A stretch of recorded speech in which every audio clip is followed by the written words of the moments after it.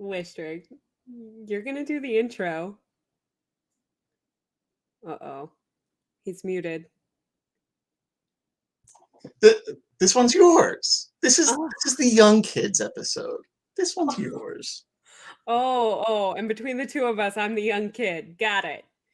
So it's said that an SCA generation is 3 to 4 years, which means that the majority of the Fighting the World panelists, hosts included, have been in the SCA the equivalent of Mayflower passengers.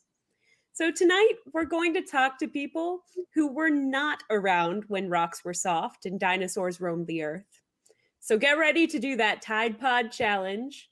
Post to the Twitter, get your friends over on Facebook Live, because here come those damn kids tonight on Fighting the World. I'm Bruce. And I'm Wistric. And yeah, we've heard from lots of people with decades of experience. And we wanted to hear from people who've been around longer or less time than I've been a White Scarf, which is 10 years. So our panelists tonight are all folks who have gotten into the SCA and really gotten into Melee, gotten prominent roles in positions in Melee in their kingdoms within just the last 10 years. So let's bring them on. We've got Miles Ridley from Ansteorra. And why don't you go ahead? Introduce yourself. Give us a little bit of background information on who you are. Great. I'm Miles Ridley. Like they said earlier, I'm from Ansteorra. I joined when I was in college a few years ago. I've since graduated from college and been playing for about 5 years, maybe close to 6 at this point. I don't know. The timeline's a little fuzzy. I was a little fringy for a while there. So originally joined for archery, but got drawn into rapier because swords are cool. And here I am. Now I became a Don, which is a White Scarf in Ansteorra in 2017. And then I became a mod October before the dark times of COVID. So recently a mod, if you think about it in terms of how much time in game I've had to actually wear the regalia. So I had about 3 or 4 months before the shutdown all happened. So that's about it. All right. Next up, we have Michaelangelo. Hi, guys. Hey, oh. You want to introduce yourself? Oh, sure. Yeah, my name's Mikey. I've been playing for maybe 3 years at the moment. I started, basically, I kind of went to a practice, and there was heavy fighting, and there were lots of ouchies. And I was like, I'm going to do some of this rapier stuff, and there are a lot less ouchies. But other than that, I've been the leader of Southern Cross before at Pinzik. I'm also a member of the Wednesday Company, and that's about it. Mikey is from the Midrealm like me, so you're going to hear a lot about Pinzik from him. Just a warning. Wistric, who's our next panelist? We have Lady Livith.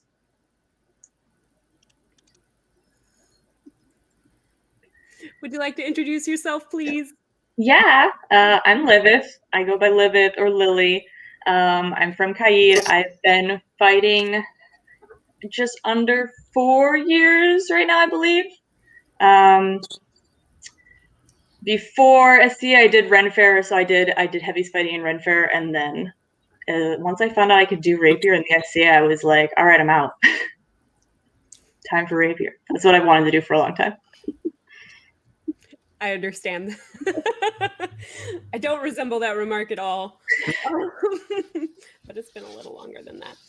All right. So last but not least, we have Jacques.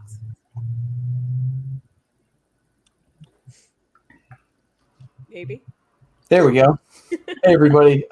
Jacques Gonse. I go by JG by everybody. My name was chosen for me in the SCA. I'm a free scholar in Atlantia. I've been doing fencing for about 2.5 years now. I got really interested in rapier, mostly because of influence from the HEMA community and just all the awesome YouTube resources out there. I saw medieval media and I said, that's pretty amazing. That's definitely for me. And I've been doing something with a rapier or reading about rapier. Literally, I have my book right next to me. This is not a plug. Almost every single day for the last 2.5 years. I'm the deputy commander in the Atlantean Dragoon Guards. It's a pretty prominent house over here, and we love and are crazy about melee. And come fight us. Oh, we will. All right. So tonight we wanted to take a look at the present in SCA and SCA Rapier, specifically melee focused, because I'm sorry, I miss melee a lot. That's the show.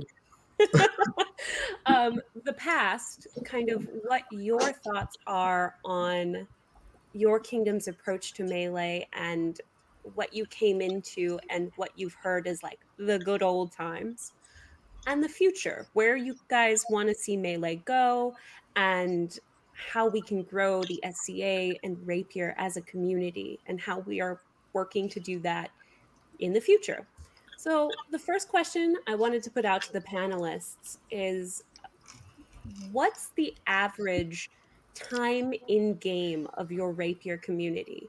How long have most of your Rapier community, in your perspective, been playing? And so we have a range of kingdoms here. We have the Midrealm, we have Ansteorra, we have Atlantia, we have Caid, and I've gotten to fortunately play in most of those, and they're all very, very different. So I can't wait to hear what you guys have to say, and I'm going to start with Livith. I think my guess is I would say like 20 years is about the average time everybody's been playing our kingdom. Everybody talks about the old guard, and the people who've been around a long time always tell us, oh, well, the cool things that we used to do, but that, nobody who's been around less than 10 years has ever got to do. There's a lot of talk about olden times. Well, we're definitely going to hopefully dive into that a little bit harder later in the episode. So I thank you for giving us that perspective. And for bringing up the phrase "old guard" so soon. I know. Our panelists always do this to us, Wistric. It's like we choose wisely. All right. It's like when we listened to that old guy Oliver from Caid, and he gave us some advice. It was good advice. All right. I was going to call in Jacques, but he just took a drink. So I'm going to jump to Miles. Miles, what's the average time in game for your Rapier community? When you look at my fellow White Scarves, it feels like it's 97 years, but the whole community is probably like around 30. Between 25 and 30, I would say, for the whole community is what I get a feel for. It's a very old community here in Ansteorra. We were the first with Rapier in the known world. So there's a lot of people who have been doing it for a very long time in the community here.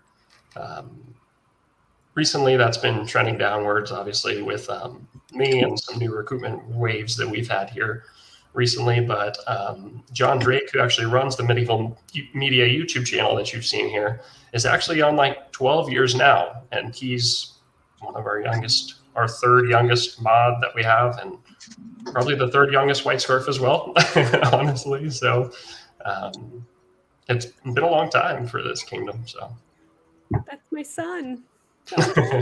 Which I guess will have to be my no shit there I was story, because it's a pretty good one. But I'm happy to hear that, and I'm happy to hear that the recruitment waves seem to be working.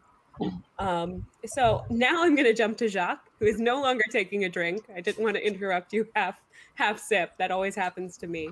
So what's the average time in game for your community? Yeah, whenever I hear something about age, I immediately take a drink because I've only been in the SCA for a short period of time, but I'm also in my mid-30s, which goes to speak for the drive in the SCA community. We're kind of a wolf in sheep's clothes because we have a lot of younger Rapier fighters, but they've been practicing or doing things for at least 5 years. I would say that the average time in play would be somewhere between 15 and 20, maybe a little bit older, but definitely a lot of folks around during the quote-unquote epee days, and now we've had a huge influx of newer fighters, and we're doing our best to retain as we can because, obviously they're the future. That makes me happy to hear, and hopefully we'll touch on how to keep the future around and get more future up in here later in the episode. All right, last but not least, Mikey. Okay, so on the micro, I want to say in my shire, the average is probably like less than 1 year to 2 years. I would say we've got like 10 fighters, and they're all pretty young. But if you're talking about like kingdom level, I feel like we've got a pretty good even spread. A lot of the people that I know, but considering that I'm younger, they tend to be younger. I want to say like 5 years or so. But I know we have a lot of old guard in the Middle Kingdom. That I would definitely agree with that assessment. Having lived there myself. All right, so sorry, Wistric. Was that you? No, I was chuckling. I was going to make a snide comment about whether or not you were part of the old guard there. Okay, boomer. But am I? We can touch on that later. That's for the Zoom after hours. So now that we've talked a little bit about the average time in game in your kingdom, I kind of want to move over to a temperature check. What's the state of melee in your respective kingdoms from your point of view? Whether it's your shire, I actually loved what Mikey did there with the micro and the macro, knowing that your perspective might be a little different from what's happening on the grand scale of things in the larger kingdoms. I think some of the things to really look at would be like the attitude of your kingdom towards melee. How often do you guys actually fight and train? And what's the spirit? Like, what is the community like? Is it tight-knit? Is it kind of fringy? What are you guys seeing with respect to melee in your respective kingdoms? I'm going to start this time with Jacques. My hand was shaking over here. It's really interesting that you say that because you drink every time we talk about literally, yeah, it's like this is going to be a episode for you. So right before the pandemic, I hate calling it the pandemic. I like calling it random things like the Backstreet Boys tour. Right before the Backstreet Boys came into town and they ruined everything, we had actually just done a regional practice where we got as many fencers as we could in Atlantia together, and we did drilling and all kinds of stuff. And normally it's a very competitive environment. We have a few different households that like to butt heads very often, and then the shires also have stuff going on. And it was so interesting because we all came together and we were like, wow, well, everybody in Atlantia fights really differently in melee than the rest of the known world. Maybe we should work on that and try to better understand what's happening from an army perspective. So that was our core focus. And after that practice in late February, everybody was like, awesome, let's do this again as soon as possible. And that was 9 years ago, it feels like. But we're doing our best. We have a lot of different rules in our individual kingdom, like we can run an engagement and do different stuff like that too. Even running DFBs are allowed sometimes, so we're fast paced, and that can really piss off the rest of the known world. So we're working to make sure that we gel a little bit better. You're the reason I have to write a rule every year for Penzic about running. Yeah, I probably am. I'm a long-time lacrosse player before doing fencing. I've got 15 years, and I don't understand what things are if you're not running. And then I got into fencing and was like, okay, I guess I'll just stand still and try to go fast. Damn Atlanteans, ruining everything. Yep, making more work for me. Get off my lawn. All right, I'm only going to make that joke like 100 more times, I promise. All right, so I'm going to actually jump to Mikey next. So what is melee like in your kingdom, Mikey? So if I may start with the micro, what I like to do with my group. So since we have so many new people, what we like to do is so we devote some time to learning fencing, like just singles. But like we devote a good portion of the practice because especially like newbies, once they know how to calibrate, teamwork drills, like Two Man Forever. It's a drill that we do. Whenever you work with more, like, it makes it easier or more fun for people to fight. So that's something that kind of we like to do. But I want to say on the macro, I want to say melee is pretty big. I don't feel like there's a single event that goes by that someone's not saying, can we do some melee or something like that? I want to say, like, even when we go to Pinzik, I go to a lot of tourneys, and I want to say a lot of people from the Middle Kingdom, at least I perceive that way, kind of save their energy for the melee field. I don't see a lot of people in the tourney field from the Middle Kingdom. At least from my point of view, the tourneys that I've been to. I was about to ask, is that Penzik specific, or that's Pinzik specific for that? But I want to say we have a pretty big, tourney field for local events. So for any of the audience who is joining us and does not know about Penzik, the Midrealm, where Mikey is from, is one of the principal kingdoms, the East being the other, which, SCA Mecca. And they have a lot on the line. So the Middies and the Easties, they do tend to put 100% into the battle, into the melees.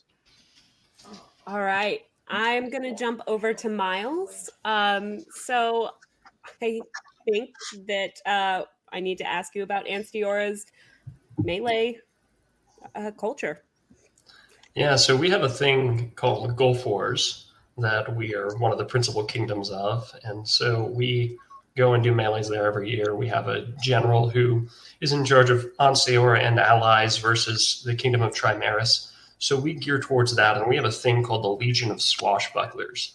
And the Legion of Swashbucklers kind of came about through service to the Queen. We're very much into Cult of Gloriana here, where we kind of treat our queen like we do, like the courtesans used to do Queen Elizabeth in period. How they just vied for her attention all the time. And that's what the Legion of Swashbucklers does here.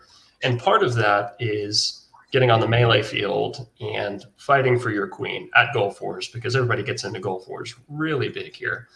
That being said, our practice schedules don't necessarily follow that hype for Gulf Wars that we all have. We all love the event, but we do a whole bunch of singles here all the time. So we have regional practices every now and then. We've probably got one in each region, probably every once a year, maybe twice a year, more leading up to Gulf Wars, but we kind of wait till the last minute to start prepping. It's something that we've been wanting to change. When John Drake was the general and I was his second, we were having a lot of regional practices, quite a bit, but it's hard to get people kind of into the groove. Ansteorra is very spread out over all of Texas and half of Oklahoma. So it's a 15-hour drive from one Texas to another. Just what? It's only 2 states. I know, right? It's longer for me to go to our most northern Marini than it is for me to go to Gulf Wars, which is a 13-hour drive. So that presents some challenges. We've got about 2 events that are kingdom-wide that are specific to melees every year. And then we have an event called War of the Rams now, which is BAM. That's in our easternmost kingdom that some Glenavonites come over, and we do a lot of melees at that event too. So lately, we've been trying to do melees in the last 2 years at the end of every event, just kind of as a fun thing. We've been doing what's called ditching. I believe Atlantia does it too. We kind of stole the idea from them. It's something from Amtgard that they do all the time, but it's where you divide all the fighters that you have on 2 sides and you keep track of who dies first. And the first person who dies on the winning team goes to the losing team. And so you can end up with like 19 people against 2 people if they just keep winning. And it's really crazy, and it just keeps going back and forth and kind of balances itself out. So we've been trying to do things like that to work on kind of small unit tactics and everything at all the events for the last 2 years, not COVID included. So it's slowly shifting to where we're being more active with melees. May need to borrow the ditching thing as It's well. fun. It's very Sounds fast paced, fun. just single pass. All right, who died first? Switch sides. Oh, you don't know who died first? Okay, you come over here. Move on. And then you just go until people get tired or unsafe. Marshals have to keep an eye because when people start getting tired, it's like, all right, this is enough. Time to get out of here. An unsafe idea coming from Atlantia? How much running can we really do? All right, last but not least, Livith. What's the state of melee like in your kingdom? You know, I feel like it's changed a lot just in the time that I've been in Kingdom. You know, everybody talks about how it was, and my experience is very different. So in Caid, we have 2 wars every year that are in Kingdom. I mean, smaller wars. We have Potrero War and we have Great Western War. So we get at least those 2. And we also have a day event that's melee focused once a year, Angels Melee. And in terms of like culture and practice, I'd say that's where the community is the most tight knit. Everyone who's probably like my time in or less is super into melees. And we do, just in my barony, we do a melee brigade practice every month.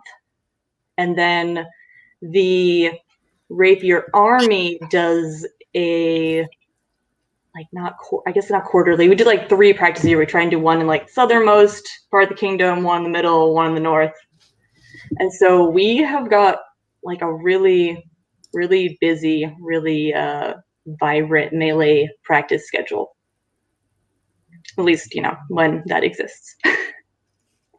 Man, that sounds awesome, though. I've heard a lot about Potrero War, and I'm like, I need to hit that one up after the Backstreet Boys tour. Highly recommended.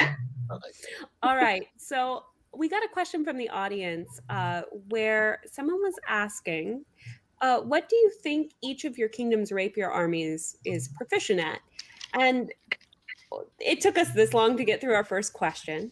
So I'm going to challenge the panelists to keep it to 1 sentence. What does your army, in your point of view, from your experience, excel at? And we're just going to go down the line. So Miles, you're first. So what do we excel at? Well, we're a whole bunch of duelists, so a lot of times we excel at having really cool individual moments and our army kind of dying in the background. We're definitely trying to change that. Recently, in a lot of the practices that we've been having and a lot of the events we've been having, we've been really excelling kind of at shaping, stealing from Atlantia a little bit, how they always go left, but kind of incorporating that to not always go left and kind of engulf and create shape wherever you can. So that's what we've been trying to get into. But in the past, I think you would hear that Ansteorra excels at posing because we're a bunch of duelists and a lot of courtiers and we like looking fancy. So All right. So next is going to be Jacques. I will make this as brief as possible. I would say flanking, creating holes, and getting into the backfield and causing as many problems as humanly possible. Atlantia is good at causing problems. It's not running fast and turning left. Hey, safety first, though. All right, Livith, next. Everything. I'm gonna say everything. That's my answer. Because like a lot of our older units excel at, you know, like those individual one-on-one. Like we need somebody awesome there. But a lot of our newer units excel at cohesion and small unit tactics and just doing whatever needs done. Nice. All right. Last but not least, Mikey. Oh, I was going to say teamwork. We've got a bunch of different regions, and they all have their own thing that they're really good at. But what, from my point of view, having done something else before, where there was absolutely like no organization, is like everybody works together super well, and it makes it really easy to get a job done. Fabulous. That makes me happy. Not because I have any dogs in that fight. All right. So we had another question from the internet, from the comments, from Lion Worden on YouTube. And I think we want to touch that probably in our next section when we kind of go into the old guard and the past. So I kind of want to get you guys to think about this in the back of your mind, about whether or not there's still similarities between armored melee and rapier melee, especially when we go into our next session. Just wanted to get it out there so you could kind of mull it over, and so that Lion knew we were actually hearing the questions that were being asked. So and if you're watching and have a question, drop it in the comments. We're looking, we're watching. And it's crazy having such an active comment section. Like they're testing our boomerness, Wistric. They're testing us. All right. So this whole like 2 social media platform thing is killing me. All right. So the next question I have for our panelists. Miles touched on this a little bit earlier with the recruitment drives that they're seeing in Ansteorra. But my next question for you guys is, how involved and excited are the noobs in your kingdom? Like, how many new fighters are you seeing? And are they excited to be there? Are they sticking around? Like, what's the temperature like when it comes to making new friends? So I'm gonna talk to you last, Miles, because you have a lot to say about this. Livith, you first. It's awesome. We've had a huge influx of newer, younger, I'm using the term younger in terms of like time fighting, but you know, yeah, we've had a huge influx of younger fighters, and they're just like, melee is their jam. Like, they don't care about tournaments that much. Everybody's about like fighting with their unit and like, you know, defending the person on the line next to them. And everyone's gung-ho on traveling, you know, to go do as many melees as possible. It's awesome. That's what I like to hear. That makes me really happy, actually. So Mikey, you're next. Okay. So kind of starting at, you know, my Shire, because that's what I have the most familiarity with. And well, I'm kind of like the oldest person who still goes to practice. I mean, we see a lot of it, and a lot of it has to do with, you know, socializing and stuff like that. A lot of the drive is like people being like, hey, I brought my friend to practice because it was fun and I like hanging out with you guys. And that's always like a big like keeping thing for me. That's why I stayed. As far as like kingdom level, I see a lot of new faces. And I tend to see them return. I can think of like 10 off the top of my head. And that's one of the things I think we do really well in the Middle Kingdom, is we have a lot of really good teachers who are very charismatic, and they make it really fun to learn, if that makes any sense. Mm-hmm. No, that makes absolutely perfect sense. All right, I'm going to jump over to Jacques. How excited are newbies in your kingdom? So it's really interesting. We had a pretty big influx in late 2019. I remember Ymir a couple of years ago. There were at least a handful of auths. Everybody gets really excited about melee because it's your opportunity as a newer fighter to get out there. You don't have the stress of a one-on-one tournament fight, or even in some cases a round robin, and you can go and support your rapier hero and YOLO and have a lot of fun. So melee events really drive that enthusiasm, especially for the newer fighters. The thing that we run into the most, again, which is kind of a theme, is the safety aspect of it. Getting new rapier fighters to understand things like pressure and making sure that their calibration is correct, understanding all of the rules, so we're not DFBing incorrectly and doing the right stuff. And that really takes a lot of our focus, but it's also for the best. And then from there, we kind of grow the community, get them to learn more about what a line fight is and those different pieces, and do our best to kind of piecemeal it. But I'm very excited and optimistic for when we get back to, because since we have been apart for a year and a half now, I mean, statistics say that people are going to be wanting to come back and do more things together than ever before. And this will be a great opportunity for us to really explode and keep some of that retention that's super necessary right now. I hate seeing fighters come to 3 or 4 practices and then just kind of fall off and say, I'm taking a break, or I'm waiting for my sword to come, and then we don't see him again. Oh. Hate when that happens, though. The last little bit just triggered my Shadow Lane PTSD. All right. Last but not least, Miles, I'm sorry for saving you for this, but you brought up the recruitment drives that your kingdom was doing. So I want to touch upon that a little bit. I will definitely bring it up later when we ask a little bit more about how we can get new people in the SCA. But are noobs excited in your kingdom? How many noobs do you have? How did you get them all?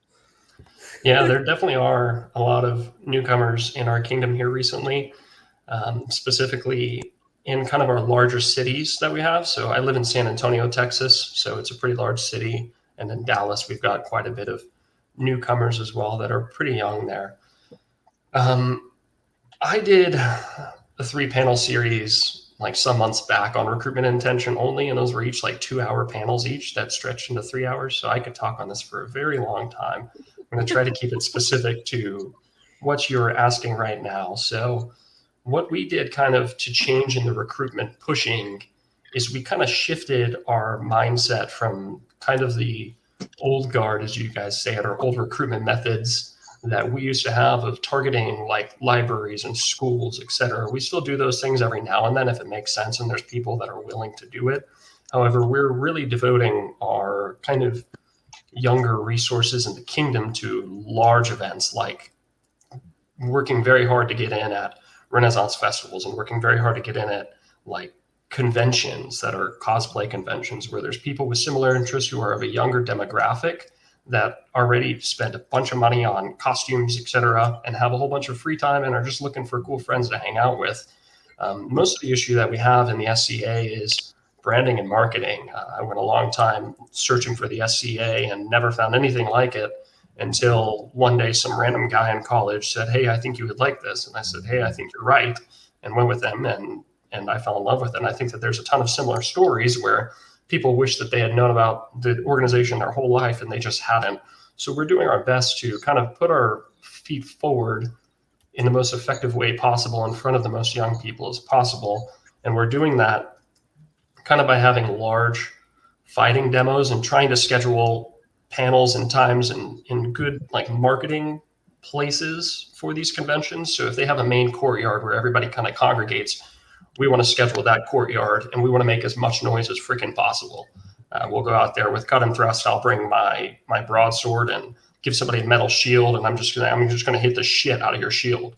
And I've broken 3 swords at demos on people's shields and stuff, just trying to make as much noise as possible. And then giving them your personal form, like giving them your personal phone number to follow up with them and stuff. You know, younger people don't respond to emails. If you're sending them a generic hospitalers copy and paste email, then probably not doing a good service to get them into the SCA. So I try to get personal contact immediately by getting them on my personal Facebook page. I separated an account, my SCA Facebook account, from my mundane Facebook account because I added way too many people on the SCA one. And yeah, go ahead. You have segued us into our next question so beautifully. Yeah, I'll shut up. I told you I could talk about this for hours and hours. No. And I want to touch on this stuff later as well, but you have just segued us so pretty, and I'm sitting here like trying not to be like, hi. Like really, we'll just sit back and y'all can talk. Yeah, Wistric and I are lazy. Sure. We just want to, here, let me point to him. We just want to sit here and drink. We're very happy to get our panelists here and ask them questions to get a topic going. But if you guys just want to talk, we'll sit over here. You know, if we start to cut you off and you're just like, no, it's fine. But drink, Wistric. Okay. You just segued us beautifully, talking a little bit about some of the old tactics for SCA communication on the internet. When you consider the fact that when I joined the SCA, there were no internet groups, there was no Facebook, It was a Yahoo group that was run by Hotmail, and you still had to get the little paper pamphlet that had the listing of the events and the fax number so that you could turn in your pre-reg. I'm not that old. We're joking about it. I'm not that old. So we figured out that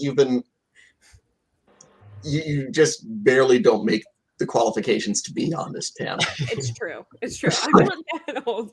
In SEA years, I'm a dinosaur. But that leads us into the next question. You guys have been around as long as social media has been involved in the SCA, particularly Facebook. But we want to ask the broader question. What role does social media play in building your internal melee culture, your SCA culture, rapier culture, whatever? And which platform should we be using to talk to the youths? And I guess the kind of the follow-up for that, and something to keep in focus, I'm sorry for making you laugh, is how much connection to the society fencing community do you experience in social media? Like, is this a tool we should be utilizing better? Miles, you started it and I cut you off, so I'm going to let you go first. So 3 questions. How much role? What's the community like? And which social media platform should we be utilizing better? Yeah, definitely. So the role that Facebook has played, at least in Ansteorra, is pretty huge here recently since I've joined. Every event that I've gone to off of a Facebook event page. I get really, really grumpy if there's not a Facebook event page or all the details aren't on there that I can clearly find. I'm like, why the hell do I got to go to this website to look it up? This is ridiculous. This isn't 1990. Let's move forward and get an event page running for this thing. Now, the volunteers who do it obviously are doing the best that they can and doing a great job and whatnot. But Facebook is, I think, the primary way that people hear about the events in our organization. And Facebook itself is even an old platform. So social media has played big time into kind of being in touch with the community for me. I'm the local rapier marshal right now. Even before I wasn't, I created a little Facebook group for our organization, for our baronial rapier community. That's literally what it's called, unofficial baronial rapier community, where we can just poke on there, share resources about where to buy stuff and everything, because it's intimidating whenever you're first joined and don't know what's going on. It's just a place where we have a little corner and can chat about whatever we want there. Recently, I've created a baronial Discord. A lot of the baronies in our kingdom have created Discords, and that's very useful for connecting to younger people. We were just geeking out before this panel started about games. Well, we all communicate for our games on Discord, and we're very used to the first thing we do when we launch up our computer, if it's not set to auto launch, is bring up Discord to communicate. It's hard to get older persons to kind of adopt Discord because it's different from anything that they've had. It's very different from email lists. I would imagine that, my same reaction of what the hell is an email list is the same reaction that people have when we talk about Discord. But if you're going to want to recruit younger people, I think kind of platforms like Discord are where you need to be. Instagram, if you have a personal Instagram, if you have an SCA Instagram, that's even better. Connecting on there so that they can see the kind of comings and goings of the group is very good. Facebook is really an old platform. I'm glad that we're using a social media platform, but it's kind of the most archaic of the modern social media platforms. So like Discord and Instagram, I say, are the biggest two. Twitter's pretty good, but there's no way you're getting older generations on Twitter. You can explain Instagram to older generation. You can't explain Twitter. There's no way. But Twitter was for you have it. I don't know how effective they are. I think Instagram and Discord are much better. Thank you very much. That was very, very insightful, and I feel myself. I'm just gonna go like buy my corporate grade. Sorry, Wistric.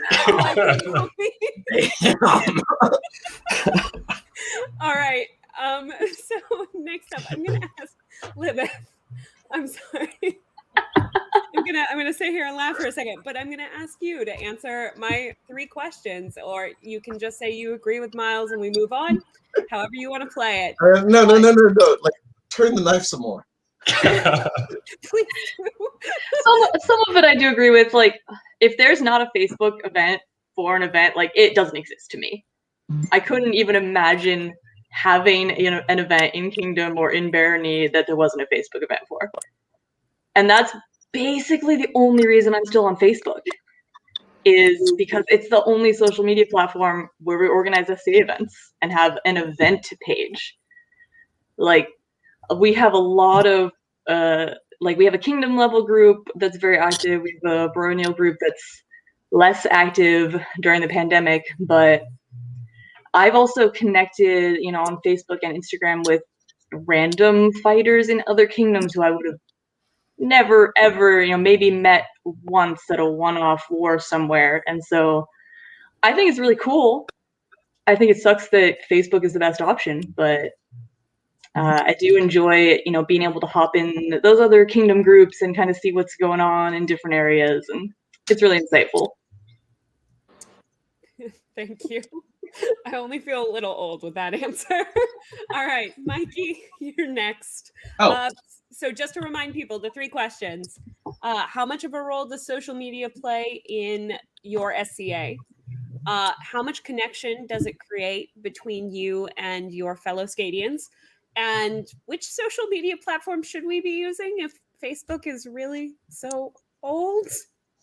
Okay, so as far as how much of a role does it play, I mean, obviously right now, it plays a huge role. And I mean, I think if anything, Zoom has proven that it's a really good and valuable, asset outside of even like the Backstreet Boys. With online classes now, like I can take classes from people who like teach in the East Kingdom, or without even having to go to Chicago to take class. I mean, whenever we get back to like doing things, that could be a valuable asset in and of itself for someone who doesn't want to travel from like the southwest tip of Indiana all the way up to Chicagoland. And to answer your other question, Facebook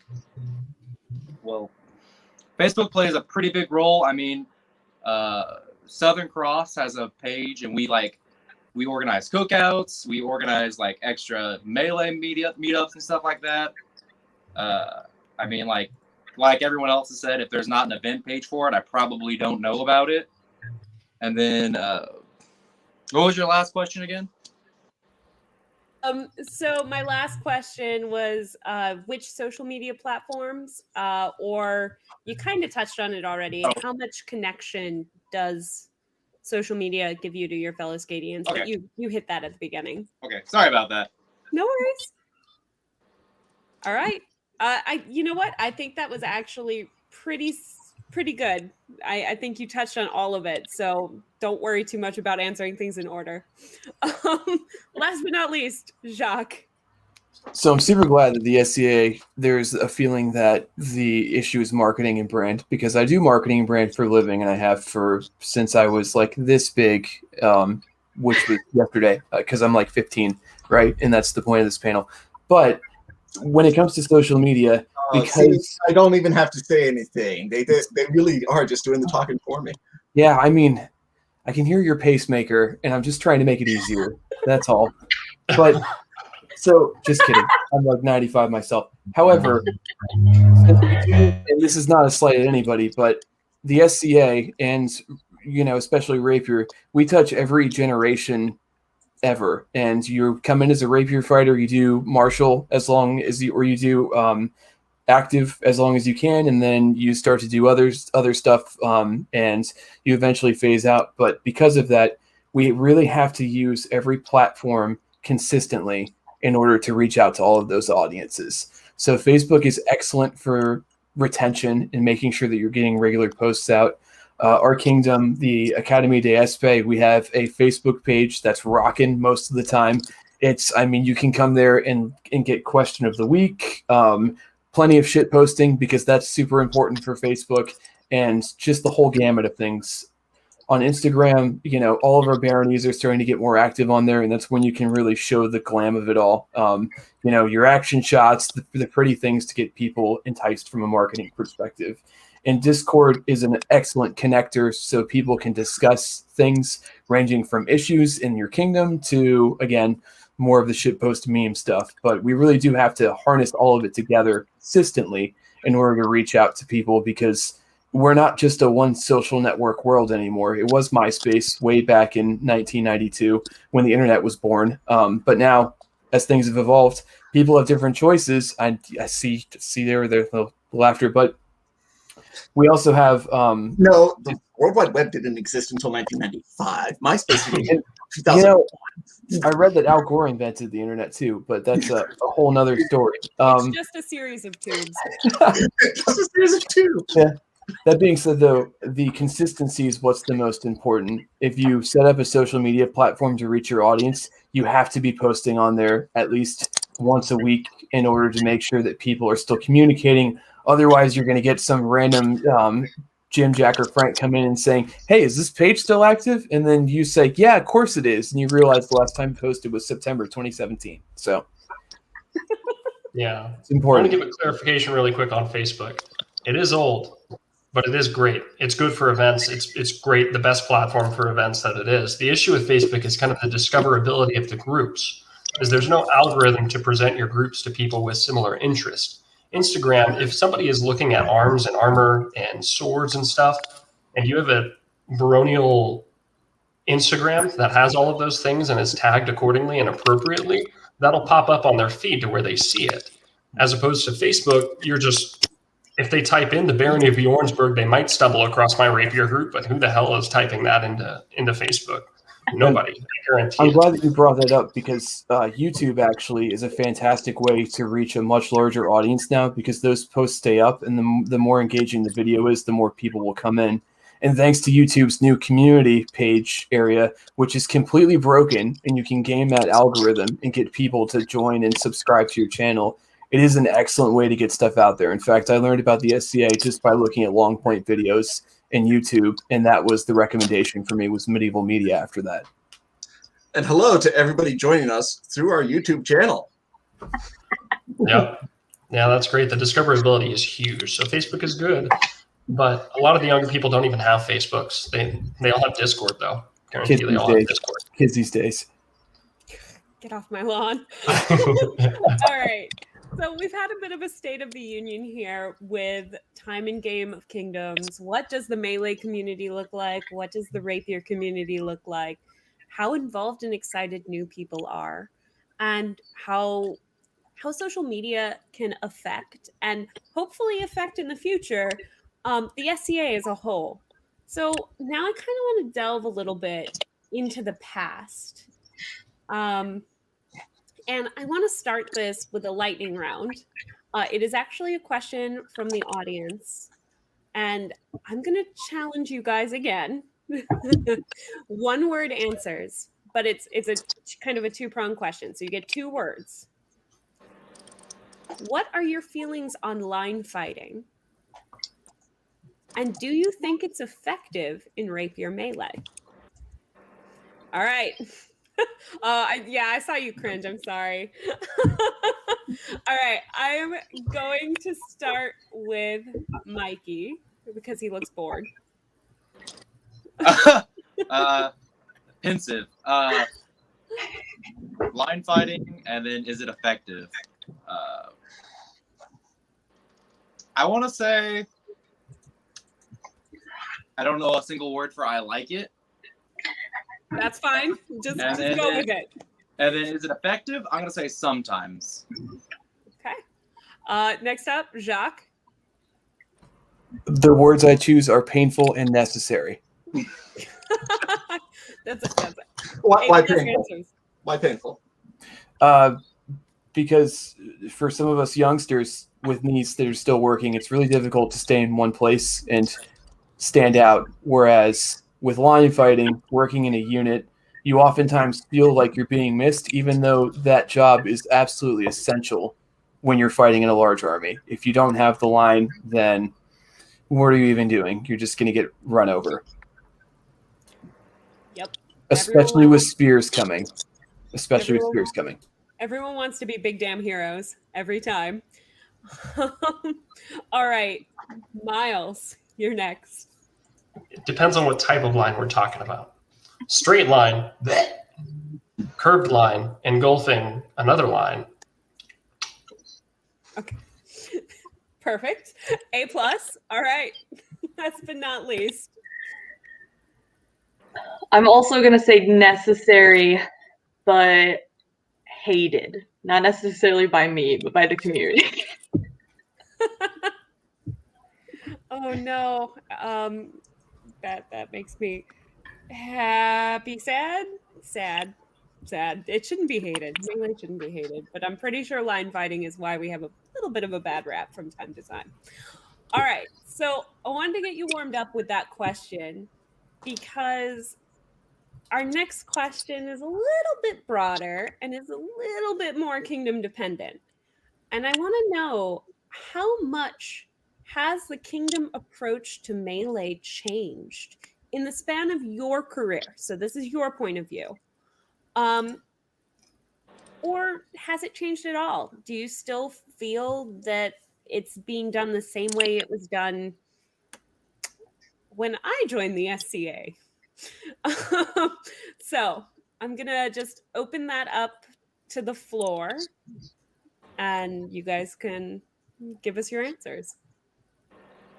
So I'm going to say, with my experience, it's pretty limited. I've got like 3 years, active years of melee experience.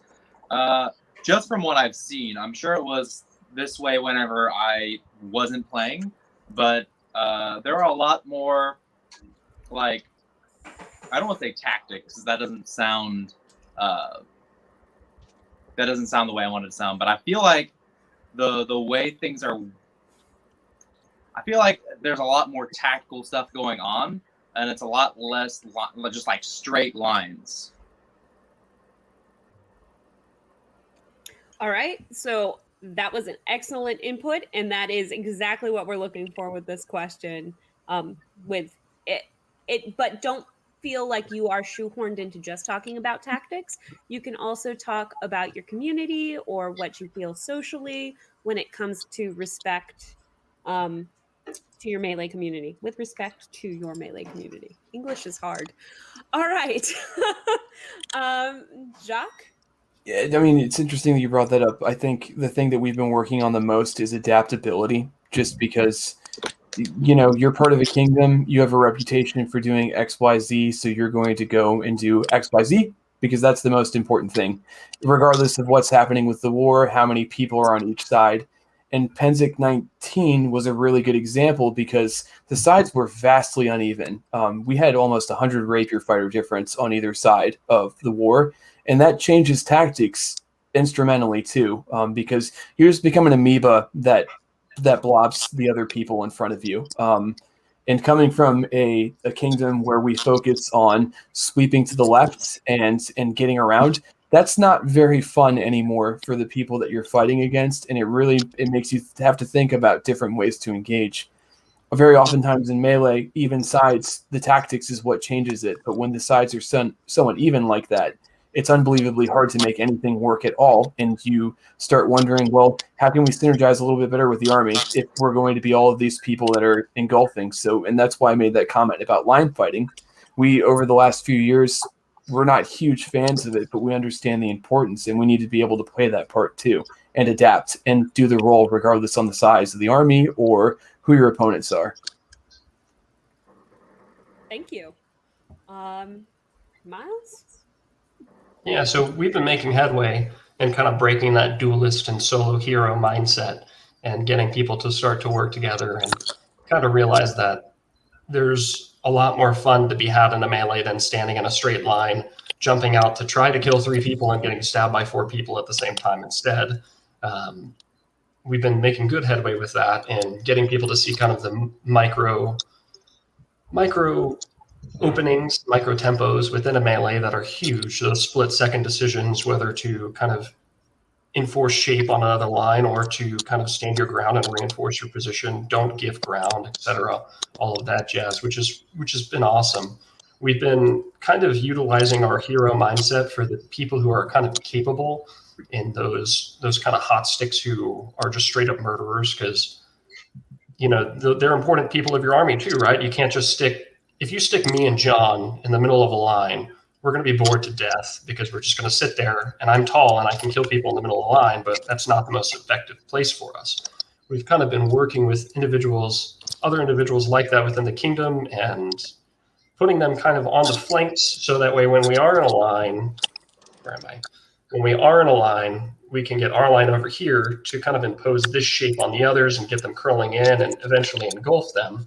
So if we have the hot sticks on the flank, we've trained them and been making ways with them that their job isn't just to pick people out and duel them and kill them and whatever. Their job is to kind of get around this corner and start backing people up on themselves. It doesn't matter if I kill 10 people or I just make that one person back up onto his own line. Eventually my entire army is going to benefit from that kind of positioning here. And getting our hot sticks to understand that this is more important than murdering 10 people is awesome. Now, a lot of times when you get them moving like this, you will murder 10, 20 people in a line because it just completely disorients their army. And if you're a hot stick with 2 weapons, you can just run it really quickly. But that shape is the most important piece, because then you get people looking around, et cetera. The middle of your line can really start working and pushing in, et cetera. So breaking that straight line duelist philosophy has been what we've been doing here recently, and it's gotten good results for us. So what I'm hearing is basically you're trying to train the duelist out of Ansteorra. Yay? Not necessarily. We still like our duels and dueling, but we're trying to maximize their effectiveness on a melee field and realize that, and make them understand that not everybody can be the big hero that murders 20 people. Sometimes you just got to recognize, oh, hey, there's an opening. I can inflict shape on their line and break it here. I'm going to do that. Mm-hmm. That's how you be the hero. We're definitely going to touch on this a little bit later, because we've gotten quite a few comments and questions from our audience about things like this. And I promise we have it planned for a little bit later in the episode when we talk about newer fighters and opportunities on the melee field for newer fighters. So hold tight.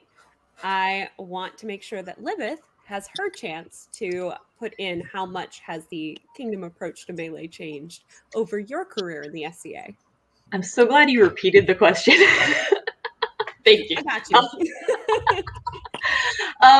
It's been a lot. When I first started, melee just kind of seemed like a side note, at least from my perspective as a newer fighter. There was a whole war that happened when I started fighting that nobody was like, hey, you want to come fight melees at this war? Like, I don't know, it's just a noob. I didn't know. And since then, the army has gotten a lot more cohesive. Our baronial unit has grown to between 10 and 15 fighters, depending on a lot of things. But there's been a lot more focus on organization of the army, getting more cohesion, getting people together for practices. And like I said earlier, that's kind of where our community is strong right now. And it's changed a ton since I first started. It's total 180. That's actually kind of awesome to hear, though. It's great. Yeah, especially with how you preface that earlier in the episode. So, yay. All right. So now that we've kind of touched on that, I know Wistric and I both have experienced, and from some of what Mikey was saying, it's kind of a throwback, but a lot of the original rapier melee was kind of taken from the heavy side. We saw people go out in giant groups, and we decided, oh boy, that would be fun, even though there's no historical precedent for what we do. Okay, very little historical precedent for what we do. Some of the smaller kingdoms being a little more historical with their town brawls. But do you like rapier bridge battles. Creative anachronism. Hey, we broke that. We broke that with rubber band guns and a lot of love and some weekend events. You broke that All with a production line of rubber band guns. I'm not saying the weekend events were SCA events. They were garage and lathes and lots of drills and set friends who came from like the theater with bags of drills. But anyway, that is an aside. So the question I'm trying to ask is, and this is going to be a short form question again. This is another lightning round. But do you think there is still a similarity between armored melee and rapier melee, or have we become our own thing? All right, Mikey, you first. I saw your hand raised. So yes and no. I think that the objectives are often similar, but the way you achieve them through the rule set is different. If that makes any sense. No, it makes perfect sense. Do you want to elaborate a little bit? Oh yeah, I just didn't know because I know you said it was a lightning round. I didn't want to get too involved. So a lot of the things with strategy, especially with like fielding strategy, it all has to do with flanking. And like other people have said, like kind of like forcing your opponent to do what you want them to do and collapse. That's something that's universal between both rapier and heavy. But due to like not being able to make the same level of physical contact, having different weapon sets and stuff like that, you achieve them in much different ways.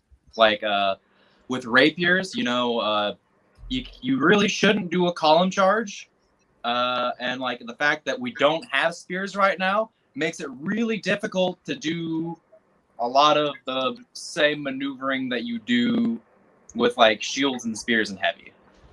Right now, though. Oh, yeah, right now, exactly. Wait, we are going to be asking about the cut and thrust melees and the spears in a bit, because we can't go a Fighting the World episode without talking about spears because someone's very excited about them. Wistric. All right. So thank you very much, Mikey. That was actually very great input and exactly kind of what we wanted to touch upon. And I hope we're answering our viewer's question who asked this specifically. Thanks, Lion. Next up, we're going to talk to Miles about this. Do you think we've deviated away from the armored idea of melee? Yeah, definitely. I think we have deviated away from the armored idea of melees, in so much as that our rule set is very, very different. Even in the cut and thrust melees that we've done, somebody told me, well, we're going to do a column charge to break their line. And I'm like, how am I supposed to break through their line with fleeting contact?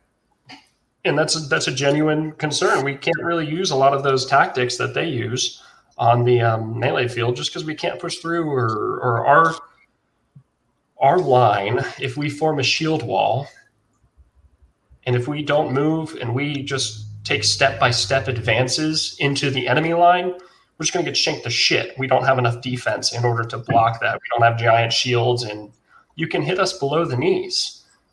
So the tactics need to be different because our defense isn't the same. Our physicality isn't the same. The amount of weapons on the field isn't the same. We don't have shieldmen in a line with spearmen behind us that can kill everybody as we're shoving our 250-pound bodies into their line and physically pushing them back. We don't have anything like that. So our tactics have to change and be more like an Italian street brawl than kind of an Italian martial field where there's cannons and guns and pushing through and literally holding strategic points by setting in the ground and all that jazz. So yeah, completely different. Thank you. I'm going to jump over to Jacques next.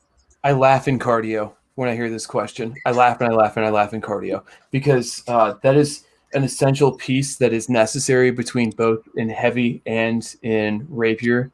And it's something that's often neglected in rapier, and it makes my heart sad. There's the term jog or run is a completely different thing in rapier than it is in anything that I've ever experienced in my life before. And I run with my 65-year-old father all the time. And so it just blows my mind. I think that when we start talking about tactics and the criticality of making sure that you're in the right place at the right time, especially for woods battles, that little bit of extra oomph can create a huge advantage early on in a fight, can take an objective, can stop an engagement, especially with Penzik rules, because you actually have to physically stop when you meet that line in engagement. So the time that you spend huffing it a little bit, that's the advantage that Miles was talking about earlier when you're working and pushing a crease, so to speak. And hopefully it's not something that's fallen off to the point where we feel that since our rules are so low contact that those tactical advantages aren't going to exist anymore. And I won't go into the next question, but I would like everybody to remember that when we move on later. All right, Livith.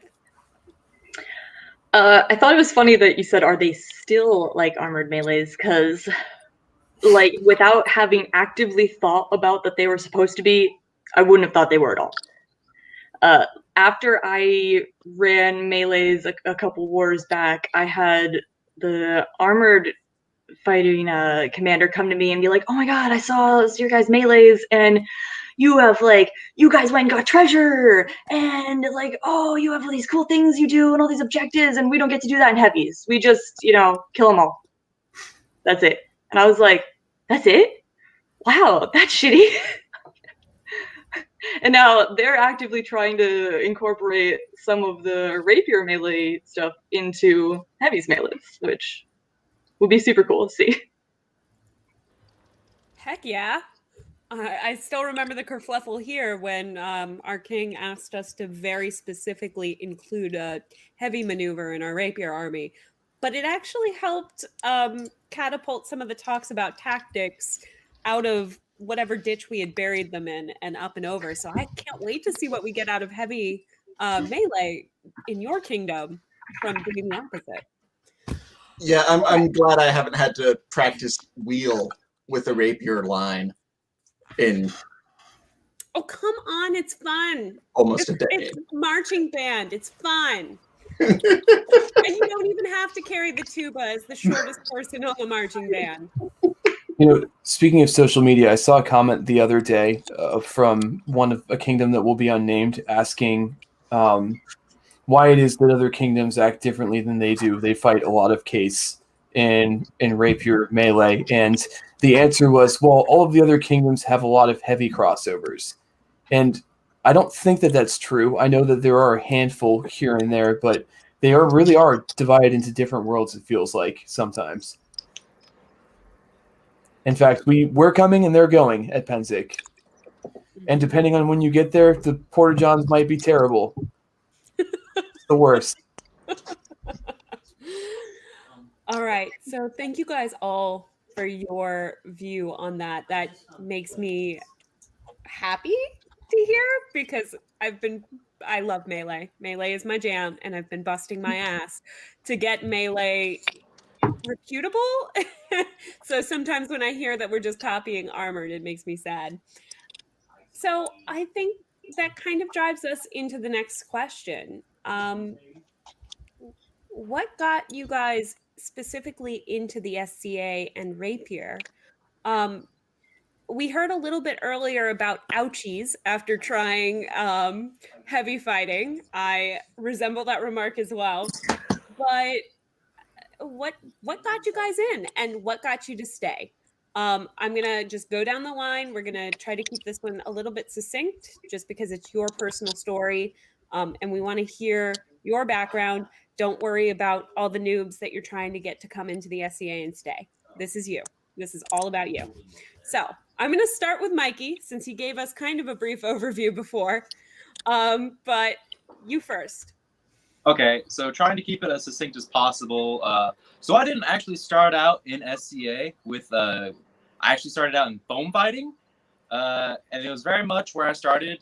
It was kind of chaotic, to say the least. And it was very much a cult of personality. There were a lot of people who wore rhino hide armor, if that makes any sense.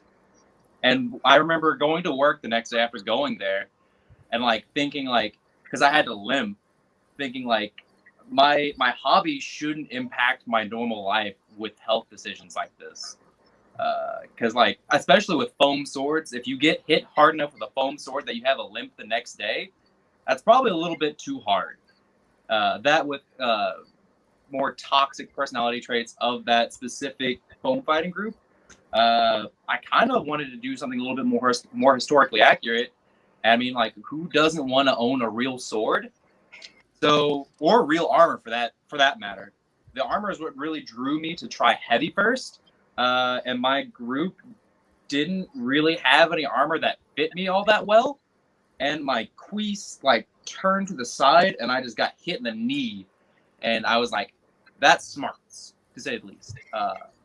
And I sat down for a minute. I was like, "If this is what it's gonna be like, I don't know if I want to try it." And then Mark, who is my warder, was like, "Why don't you come over here and try rapier?" And it was really fun. It was really thought-provoking, and you got to wear fancy clothes, and you got a cool sword. Sorry, I don't want to go on too long. I'm just shaking my head because I remember the day we authorized you. So just shaking my head over here. All right. It's perfect. Thank you very much for that background. And I just real quickly, what got you to stay? I know what got you here. What got you to stay? Actually, I think it's a really valuable bit of advice. A lot of the time, whenever you first start teaching people, and this is something that I've really worked on, it's really easy to point out the individual flaws that anyone who's new has. And I remember someone saying, like, "You do this really good. You're really good at tactics." And I was like, I mean, like, just someone saying that really meant a lot to me. And they're like, "Hey, we're going to go out and we're going to go get some Subway." I don't remember what it was after this. "Do you want to come with?" And like that positive encouragement and them inviting me to do something afterwards really immediately made me feel like part of a community. You know what? That is really great advice, and I am totally going to remind you that you said this later in the episode when we talk about stuff like how to get new people to stay. All right, Livith, you're next. Well, so I mentioned earlier that I did Ren Fair. I was a Rennie for years and years. I was a theater kid in high school. I started doing Ren Fair in high school just because I was in acting. And I go back this far because I had a really bad impression of the SCA early on, when SCA people used to come to my Ren Fair and make fun of us for not being historically accurate, because apparently they had nothing better to do at their time. So for years and years, I just assumed that every person in the SCA was an asshole. And then I eventually moved to a totally different part of the country. I still doing Ren Fair. I was doing live steel fighting. And that's just like, it's rough. And I was always saying it like, "Oh, I wish I could do something that, wasn't just like, beating everybody with a hammer. I want to do something that has like some more finesse. Oh, rapier would be cool." And everybody's like, "Oh, well, we don't have that." Oh, okay. And then one day, people that I knew through Ren Fair were like, "Oh, the SCA, you can just go like learn rapier for free at a practice." And I was like, "Oh, okay, so done." And I was at a practice like the next week. I won't say it's similar to how I got in, but there are some like similarities in our backstory, our tragic backstories. The abridged version. We could be different universe people. It's East Coast Bruce and West Coast Bruce. Livith, not Bruce. Maybe I'm okay. Hi, Livith. And I was on the East Coast when I started doing Ren Fair and had all the asshole people. So. No, we just have to decide which one of us is DC and which one of us is Marvel, and we'll be good to go. That's rough. All right. Who wants to be stuck with that universe? Jacques, you're next. What got you in the SCA and what got you to stay? So if you haven't noticed this, I'm a chronic YouTuber, and in early 2018, I broke my ankle in a tragic accident. I fell out of an RV just walking because clumsiness. And I was online looking at long point videos, like I mentioned before, and I was like, longsword looks really cool, but it looks like it is full of chads. And after doing a lot of athletic stuff for a long time, I said, I really don't want to. I don't know if I can deal with chads anymore. So I started looking at rapier, and I really loved the idea of having a weapon that you can use to defend yourself and attack somebody at the same time, and not just wail on them like a maniac. So I decided, well, maybe I should check out an event, and I said, Penzik looks cool. This seems like an interesting thing. Maybe I should go to this Penzik thing. And I had watched Medieval Media a bit before, so I just randomly went to Penzik one July and was just completely enamored by the huge number of people that are doing this and are enjoying it so much. And since then, I just haven't been able to stop. In fact, I remember, I will not name the mod that I saw in the food court at Penzik, but I saw him on YouTube, and I was like, oh my God, it's you. And I walked up to him and I geeked out, and he was really, really concerned about my mental well-being because I'm just some random ass guy in slacks just coming up and talking to him about fencing, and I just never. No, like you have to tell us which mod. I can't. It was John Drake. It was John Drake. Yeah. Oh yeah, okay. It was either John or Remy, and I was like, which one? So, yeah, but like Remy's only been doing the like YouTube thing in the past year. Like Yeah. John Drake, though. Yeah. I was like, "Where's your tall friend in the purple outfit?" And he was like, "That's my brother, and he's not here." And I was like, "Oh, cool." And then after that, I came back, looked up my local barony. I met this awesome person who's actually the head of the Dragoon Guards now, Colette, and I just kept going to practice after that and haven't been able to stop because it's just this really nice mix of culture with a sport. So can't not get behind that. And now I have to tell the John Drake story. So. You don't have to tell John Drake anything. No, I got to tell. No, this is my no shit there I was story, not yours. And I do got to tell him stuff because he's my precious son, which is part of the story. All right. Miles, last but not least, what got you in the SCA and what got you to stay?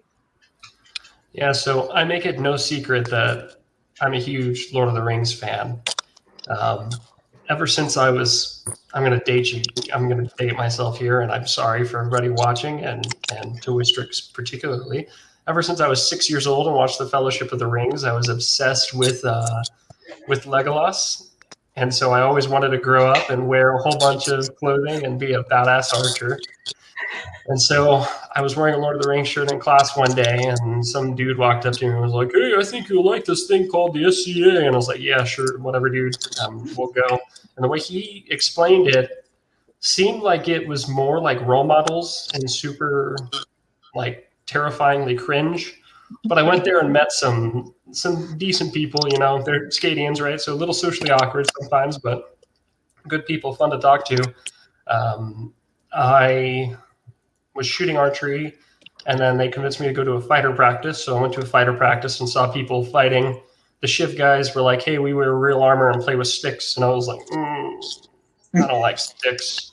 And then I saw people fighting rapier, and I was like, "Oh, that's pretty cool. They've got a real sword at least, but like, can I hit people with the sword?" And they're like, "Well, that's cut and thrust.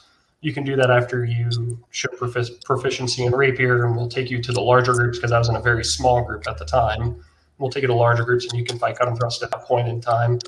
So I started rapier, and then I fell in love with it. I've been a collegiate athlete prior and all of that jazz. So it just lent itself that it's more athletic and a better outlet for me than archery was. So it just kind of rolled downhill from there. How I got retained was, we said, "Well, you're going to need a kit," and we do Friday night, or maybe it was Thursday night, something like that. Open shop nights where we plan out the kit that you're going to have. We have sewing patterns, all of that. And the two peers in the group that I was in had their house open for weeks. They still do, doing open shop nights every night. I actually think it was Monday. But as a college student, they gave me a free meal every week, and then materials. They just said, use whatever materials you want. There's a donation box. Put in what you can.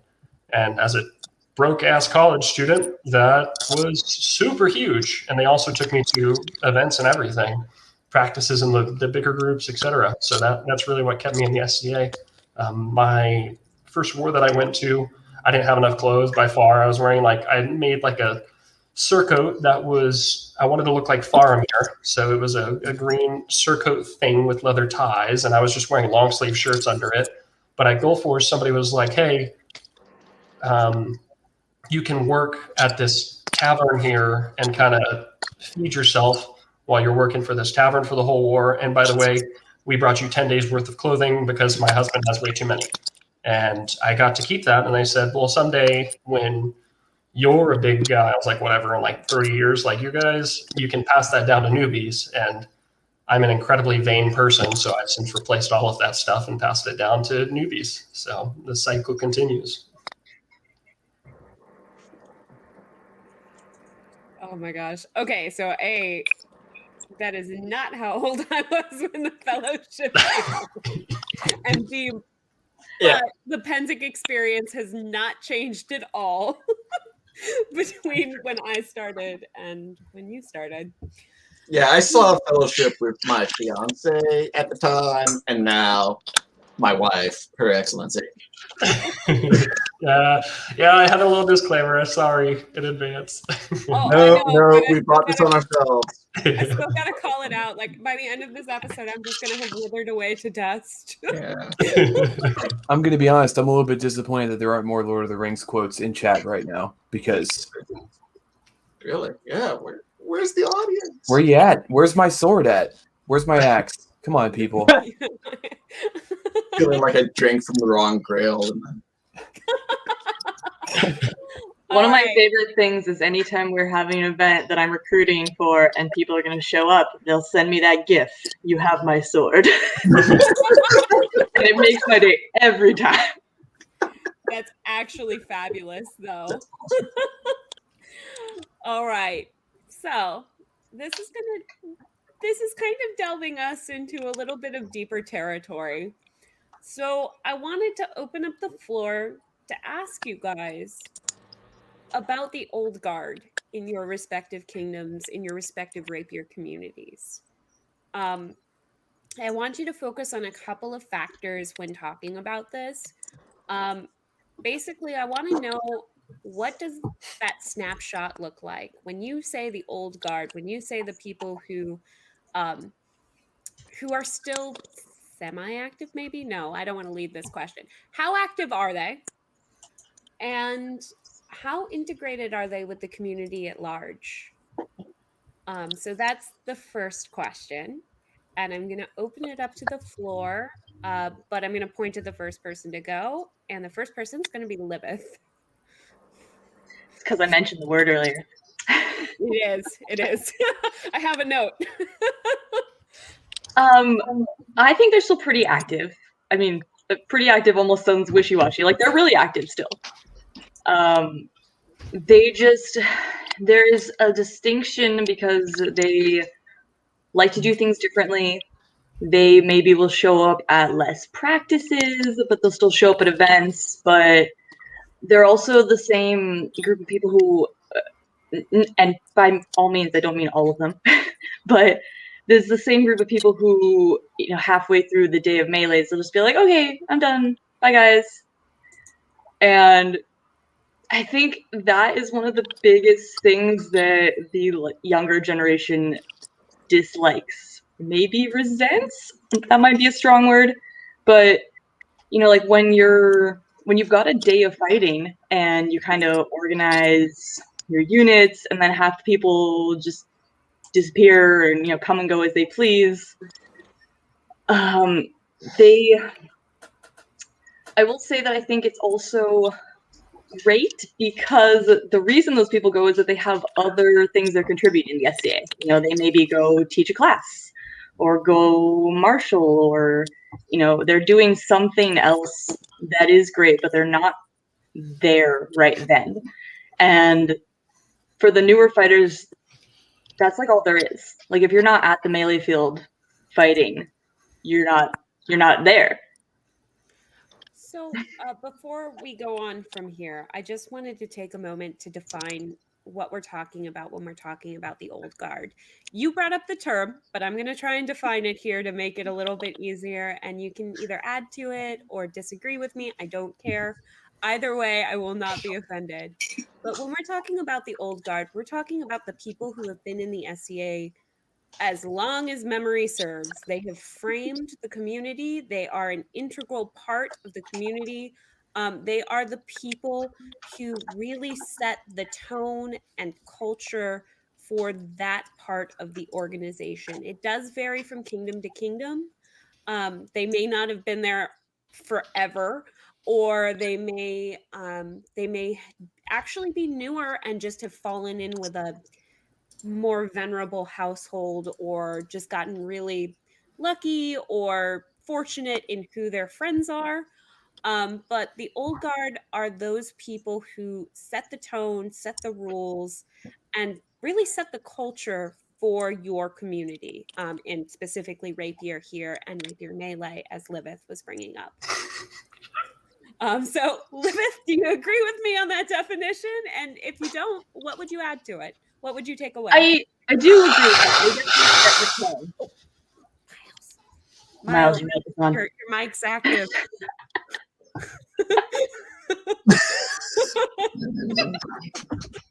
He's not really sorry. Really I'm so sorry. I think they definitely set the tone. That's a really good way to put it.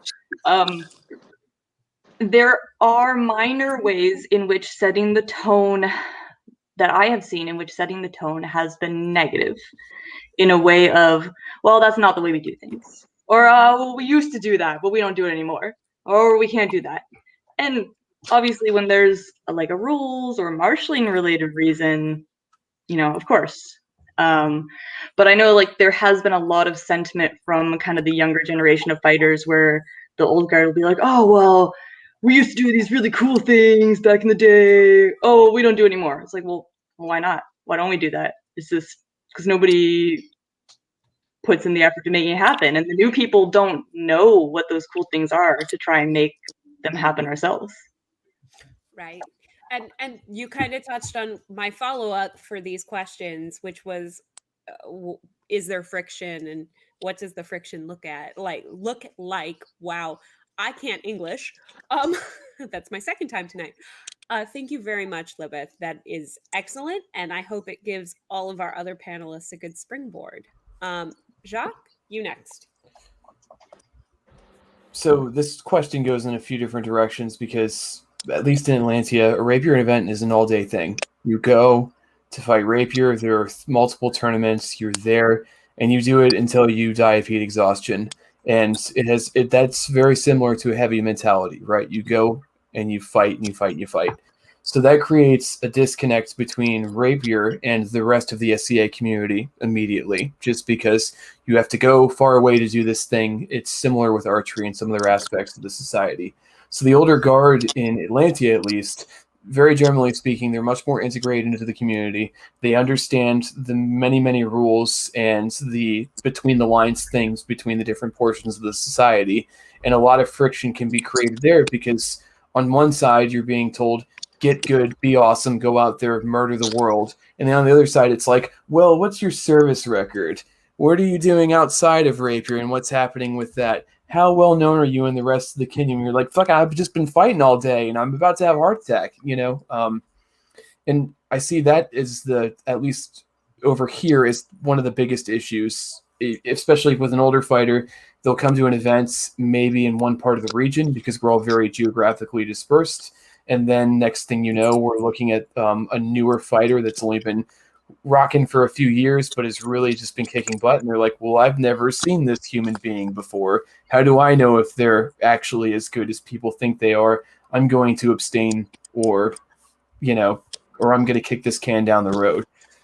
So one thing that we do to work with that is we talk a lot about just the geographic and the economic issues with being able to travel all over the place and better integrate. And that's the piece with social media, right? And making yourself better heard. And then also understanding that there are other things in rapier that you can do to reach out to the older generation that's not just fighting on the field for hours and hours and hours. There are guilds, there are different melee pieces, there's strategy, or as I like to call it, strategery, because we're all amateurs here at the end of the day.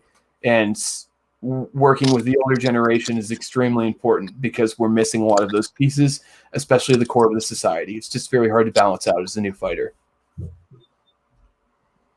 We definitely see that problem here in the mid as well with the travel and some of the other.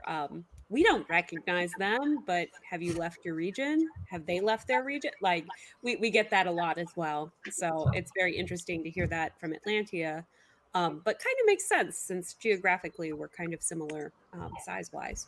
So awesome! Yay! Anthropology. All right, Mikey, you're next. Okay. What does the old guard look like, and are they active, and what else did I ask? And how integrated are they with the rapier community? So I will preface this by saying I've only been around for a short while, so I don't have a huge scope of it. And some of the effects I don't quite feel as much with the whole geographic thing, because I guess I'm just not in on those conversations as much. But I want to say like what they look like for the Middle Kingdom. For me personally, the people who really set the tone are like Wednesday Company and the Thieves of Hearts. One of the things I really like about them is they're really accepting. Like, you know, if you feel exhausted or something like that, they're like, it's fine, just take some time out. Or they're always encouraging people to teach. I feel like they're not, from the people that I've seen, they're not quite judging so much as like actively like, I don't want to say pushing, but yeah, pushing people to actually do the things they want them to do. Like, you should lead, or you should teach some more, or something like that. And I want to say, like, from what I'm aware, I mean, there are a lot of people that I know of in the Wednesday Company that aren't as active as they'd like to be. But I want to say the activity of those two groups in specific is pretty high. I feel like they're pretty good leaders in our community. I don't know if that answers your question quite so much. No, it absolutely does. And it's refreshing to hear a perspective that does not feel friction from the old guard as in-depth as some other kingdoms and some other point of views within those kingdoms might. All right, Miles, last but not least, old guard, what do they look like? Are they active? And how integrated are they in your community? So, speaking of the old guard, I had the wrong mic on the whole time. I probably sound a little bit better now. Sorry about that. I feel like a huge boomer, but new platform, got everything sorted out now. My bad. A tripod you can borrow. You're like 9. I know. I'm so sorry for sneezing or blowing my nose with the mic. That was disgusting. When I was 6, but I can't tell which end of the phone I'm supposed to talk into. Exactly, right? But the old guard in Ansteorra. So our kingdom started rapier. So we've got a lot of people who've been playing the game for a very long time. That being said, what you would kind of think of the stereotypical old guard who were a little bit crotchier, causing friction, all of that stuff, stuck in their ways. There's a couple, always going to be a couple, but they're not super active in the rapier community. So, and the ones who are from that older generation or in the community are extremely open to discussions, at least, about the way things are now, and they're very open to talking about the way things were, how that influences the way things are now, but recognizing that there's definitely differences. I had a conversation a couple bands ago. Well, conversation's a tough word for it. I was really drunk a couple War of the Rams a couple years ago, and we were doing a white scarf thing where we give what's called a little white scarf to people who have made meaningful contributions to our community who are not like rapier fighters. So we'll cut off a portion of our white scarf and give it to them to say, hey, you've served the community for 20 years. We know that you're not a rapier fighter, so you're not going to get a rapier award, but we love you. So we were doing one of those types of recognitions, and it was late night at a huge 4-day camping event. I was plastered. Some of my friends were plastered, and we were jacking around, causing mischief to no end as the younger people. And we were right behind Tyvar Moondragon, who is White Scarf #1, who started it all. And we were being nuts and crazy. And me and all of my drunken wisdom put my arm around Tyvar because I saw him look back and kind of smirk. And I said, Tyvar, actually, may he rest in peace. He recently passed during COVID. It very, very sad, a huge loss for us. But I put my arm around him and I said, Tyvar, is this everything you pictured the White Scarf Order to be? And he said, nope, not at all, not one bit. But I'm still very happy that it is. And that has set the tone kind of for our entire rapier community. And those kind of old guards who are still around and in the mod, they all have that kind of philosophy that this was our show, and now there's newer members in it. So this is naturally and organically going to be changing. The White Scarf was so nebulous and rapier was so nebulous when it all started, and it still is. And we're very fortunate that that exists. Now there's still old crotchety people who are inactive, but they're not the ones kind of at the forefront of the community anymore. So there's going to be disagreements because I've been in the SCA for 5 years and Master Robin's been in it for 213, but they're all very good at just having intelligible conversations about where we are, where we need to be. And everybody has the heart and betterment of the community in mind and respects each other's perspectives. So I'm very happy with it. I feel like Miles is actually Benjamin Button, and he's really 76 years old, and we just don't know it. That's right. I'm sitting here listening to his response about the old guard going, is this real life? Is this what the SCA can be? Butterfly. Tiny butterfly. Now, don't get me wrong. The White Scarf is a very established award, and there's definitely some conflict there between the mod and the White Scarf, but that's a naturally fixing problem, right? Because the leaders among the White Scarf community who are still active in doing the job and pushing our sport and our science and our aspect of the SCA forward are becoming Masters of Defense. So the more and more that we make, the more and more that is transitioning to the Master of Defense role. So that's kind of how it's been addressed with. There was a lot of attention at first, but now not quite as much. So. Okay. Yeah, that's definitely a different perspective from some of the other kingdoms and from my own personal experience butting heads with people, because I'm not exactly a shrinking violet, maybe. But it is excellent to see this range of perspectives. So thank you guys very much. Now we're going to segue a little bit, now that we've talked about the old guard and how you got into the SCA and how the SCA has kind of changed in your time. We're going to dive into the future now. And I think the first question we really want to touch on is, how much room for advancement is there in your kingdom? How many opportunities are there for visibility for your newer fighters? We've touched a little bit about line fighting, and we've touched a little bit about hot sticks. Tell me about it. Tell me how easy it is for a newer fighter to get involved and be noticed.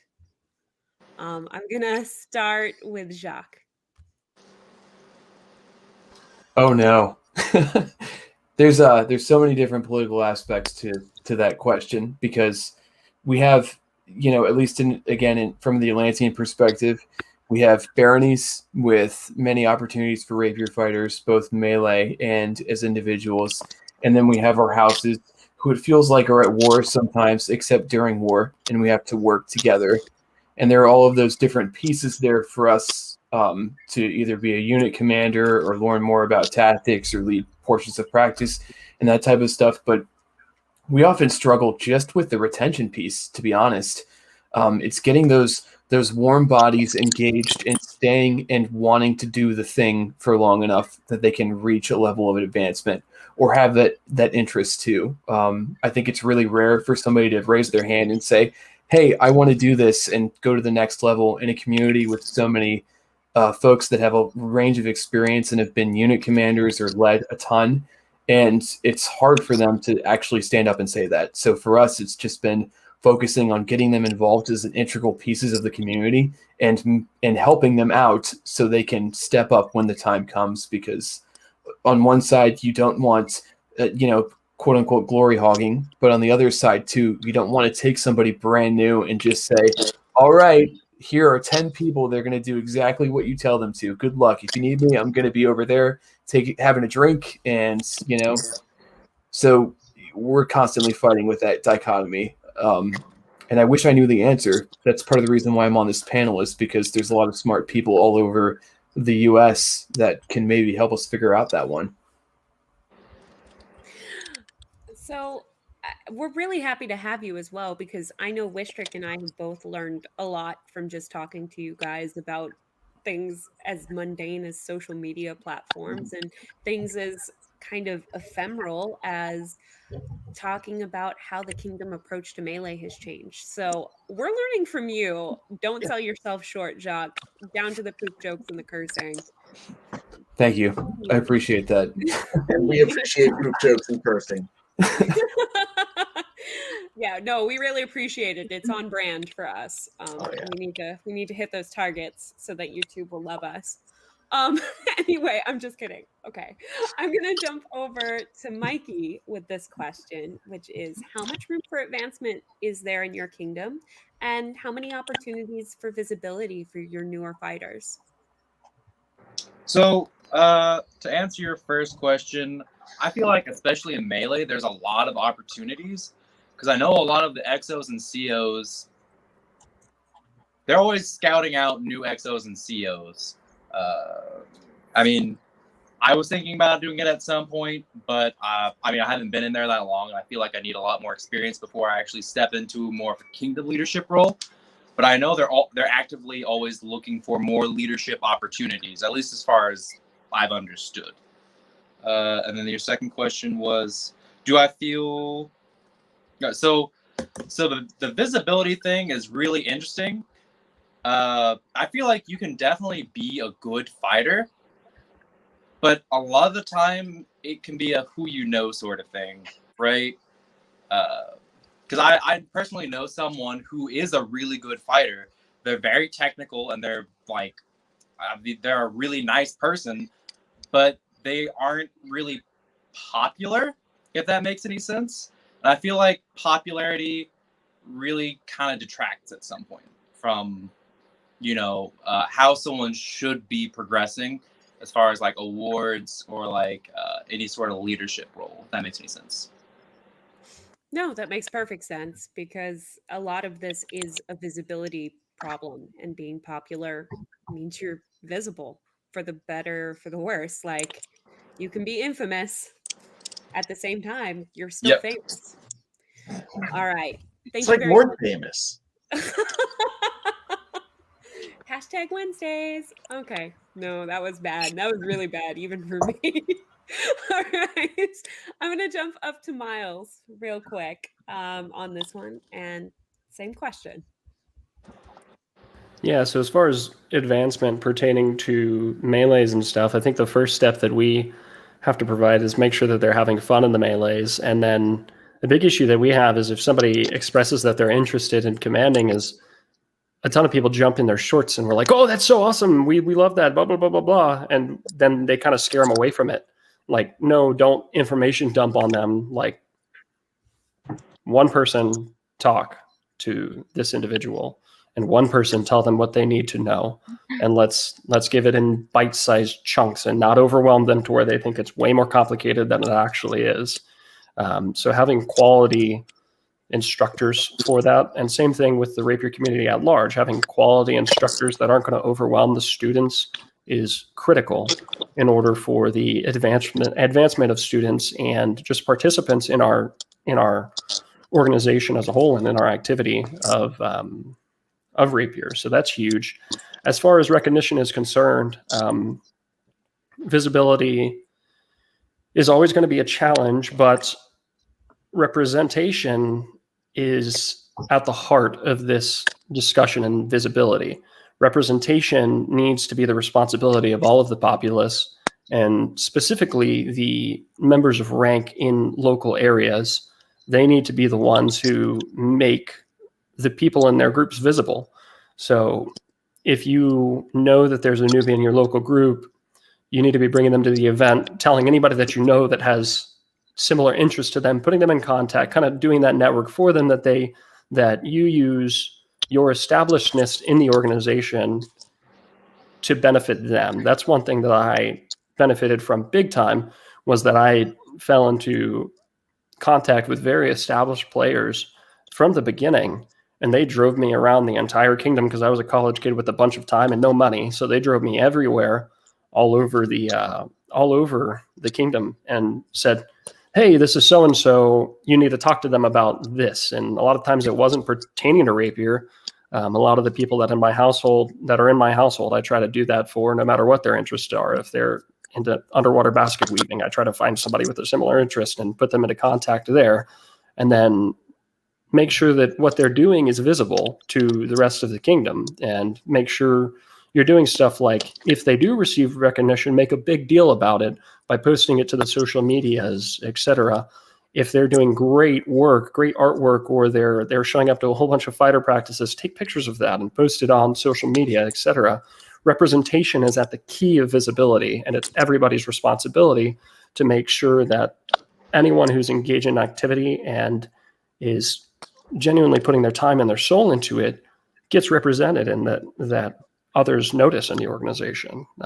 Nobody should suffer from a lack of visibility due to representation. Now, if they're an ass or something, they dug their own grave and they have to lay in it, whatever. But nobody should suffer from a lack of representation. Otherwise, we're failing our duty as members of the community and potential leaders of the community in the future. I speak from experience on this one. Being known as an ass means you have visibility. Yeah, at least you have visibility. At least you're known. Then it's not a visibility issue. Yeah, it's a PR issue, right? Like, kind of like the Jack Sparrow, but you have heard of me.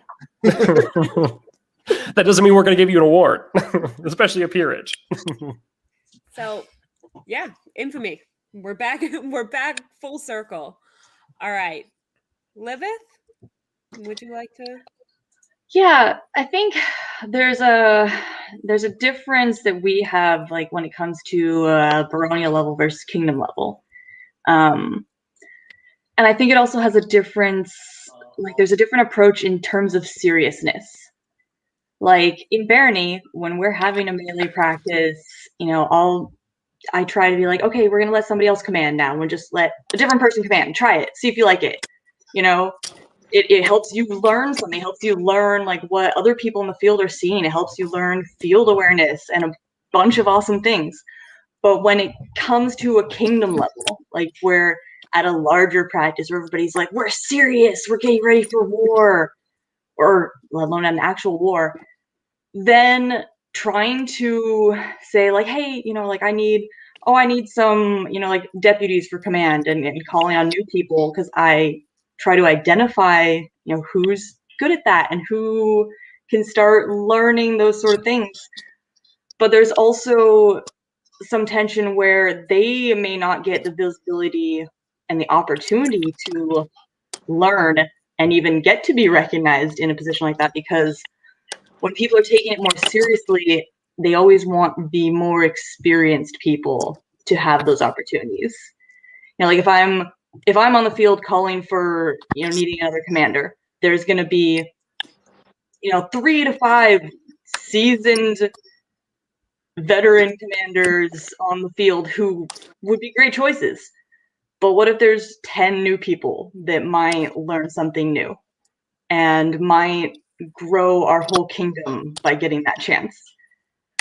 And it's like, well, do we help grow the newbies and let them be excited because they're getting, these opportunities and they're getting to be more included and recognized? Or do we let the person who feels like, well, I've been here forever, so I deserve it? So this actually leads me into the perfect follow-up here, which is we have a couple of questions. One was from the audience, and then we have a follow-up to it from Wistric and I just kind of chit-chatting on the side, updating our outline to make sure we stay somewhat on track, because 2 ADHD hosts makes a full host, maybe. But this segues perfectly into this set, which is, how would you give your hot sticks something to do without them getting bored on the field? And I guess my follow-up to that is, how do you get more hot sticks out of your noobs without shoehorning them into only line fighting or only only being a hammer, only being an anvil, or whatever your kingdom calls it. So, one, how do you get your hot sticks like out there and working on things? And two, how do you get more hot sticks out of these wonderful newbies who need the experience but may not be as cloudy as your commander who has 10 years? How do you teach 10 new noobs to be awesome? Because they're already awesome, but how do you give them that opportunity to be extra awesome? All right. I'm opening that up to the floor. I'm not going to go through everyone. So if people have something to say, I see Mikey raising his hand. I will start with him and point at him, but just jump in, have a conversation. Go. So one of my favorite things that whenever I go up to Wednesday company practices that they do is they do the thing that's called the creeper and the killer. I think it's fantastic for people who are more experienced to work with newbies and make newbies feel like hot sticks. So I remember anecdotally, there was an event, and we have this little lady. Her name is Dee Dee. She has a big shield, and she was fighting with Mark. Mark has 2 rapiers, and he's really scary. He can stab a lot of people really fast. So he went up to Duke, what's his name, and he's scared of him. He's like, ah! So they're fighting, and then Dee Dee is over here, and she just reaches out and pokes him. And for a newbie to see a guy with like some shiny accoutrement, like stab them, that's really exciting, and that makes them feel really good. And also that makes the hot stick, they get to do their duty on the field, and they understand, I don't have to kill a lot of people to be effective. Sometimes it's just me being there that's effective, if that makes any sense. So that's one. And then also to get how to make new hot sticks, basically it's kind of just like a nurturing thing, right? Because a lot of people, whenever you talk to them about whenever they're learning, you can, like I said earlier, you can keep telling them things that they're doing wrong, but sometimes it's more important to tell them what they're doing right. That'll make them feel more confident, and then you can kind of branch off from there. You've got a really good sense of tempo. Let's expand on that. What can we do with that sense of tempo? Or they've got a really good bind, and you can work from that. And so not just to shoehorn us into the position of talking only about hot sticks, but since Livith brought this up talking about commanders, we can expand it to other roles in Rapier and Rapier Melee as well. Just do not feel like you have to talk only about hot sticks if that is not your thing. Yeah, it's interesting because the proverbial definition of a hot stick is not your average SCA fighter, right? We are an organization that is full of introverts too, that do a range of things, and they don't want to be in the spotlight, and there's nothing wrong with that. So there's identifying those key players too, those that want to and that show up and are willing to do the work, that is extremely important as well. I talked a lot about houses before in that dichotomy because there's a lot of relationships in those houses and they function differently, and baronies are the same way. And getting those groups to sync up and empower each other so they can do the correct role, or the role that they feel that they're the most confident with in melee, is super important too. A newer fighter, I wouldn't say, hey, do you want to chase me to the backfield and just see if we can run towards somebody and knock them down by accident? That's not something that a lot of people would be down with, and that's fine. It's finding those folks, the ones that you see that are running into engagement, that are really excited just to be there, or that guy that has been to 12 practices and he just runs straight out in front of everybody and YOLOs and Leroy Jenkins, and he wants to take everybody on, but he made a huge mistake and he runs away. Yeah. Those are the folks that they're fantastic to be those hot stick players, but are they also commanders? Maybe, probably not. Sometimes you want that behind the scenes person that is reading the strategy and understands and wants to go to the commander meetings, which hopefully I will never be caught dead at one of those. No offense to anybody that gets down on that. That's just not my jam. But I will make that happen. Is that the door? You for making me feel like the crypt keeper all episode. It's such an Wait, interesting thing. Wistric, you got to bring them to mine. We have free margaritas. This is true. Mhm. It's but then we're also getting into gender and diversity too, and sometimes there are those that feel that they would like to command that also don't get the opportunity. So seeking that participation is also very important, and it is as Miles said earlier about the White Scarf Order, it is a giant amoeba of people, and we have to do our best as leaders in the SCA to identify those that want to step up, because it is kind of a rare thing. At least those that want to stick around after they do.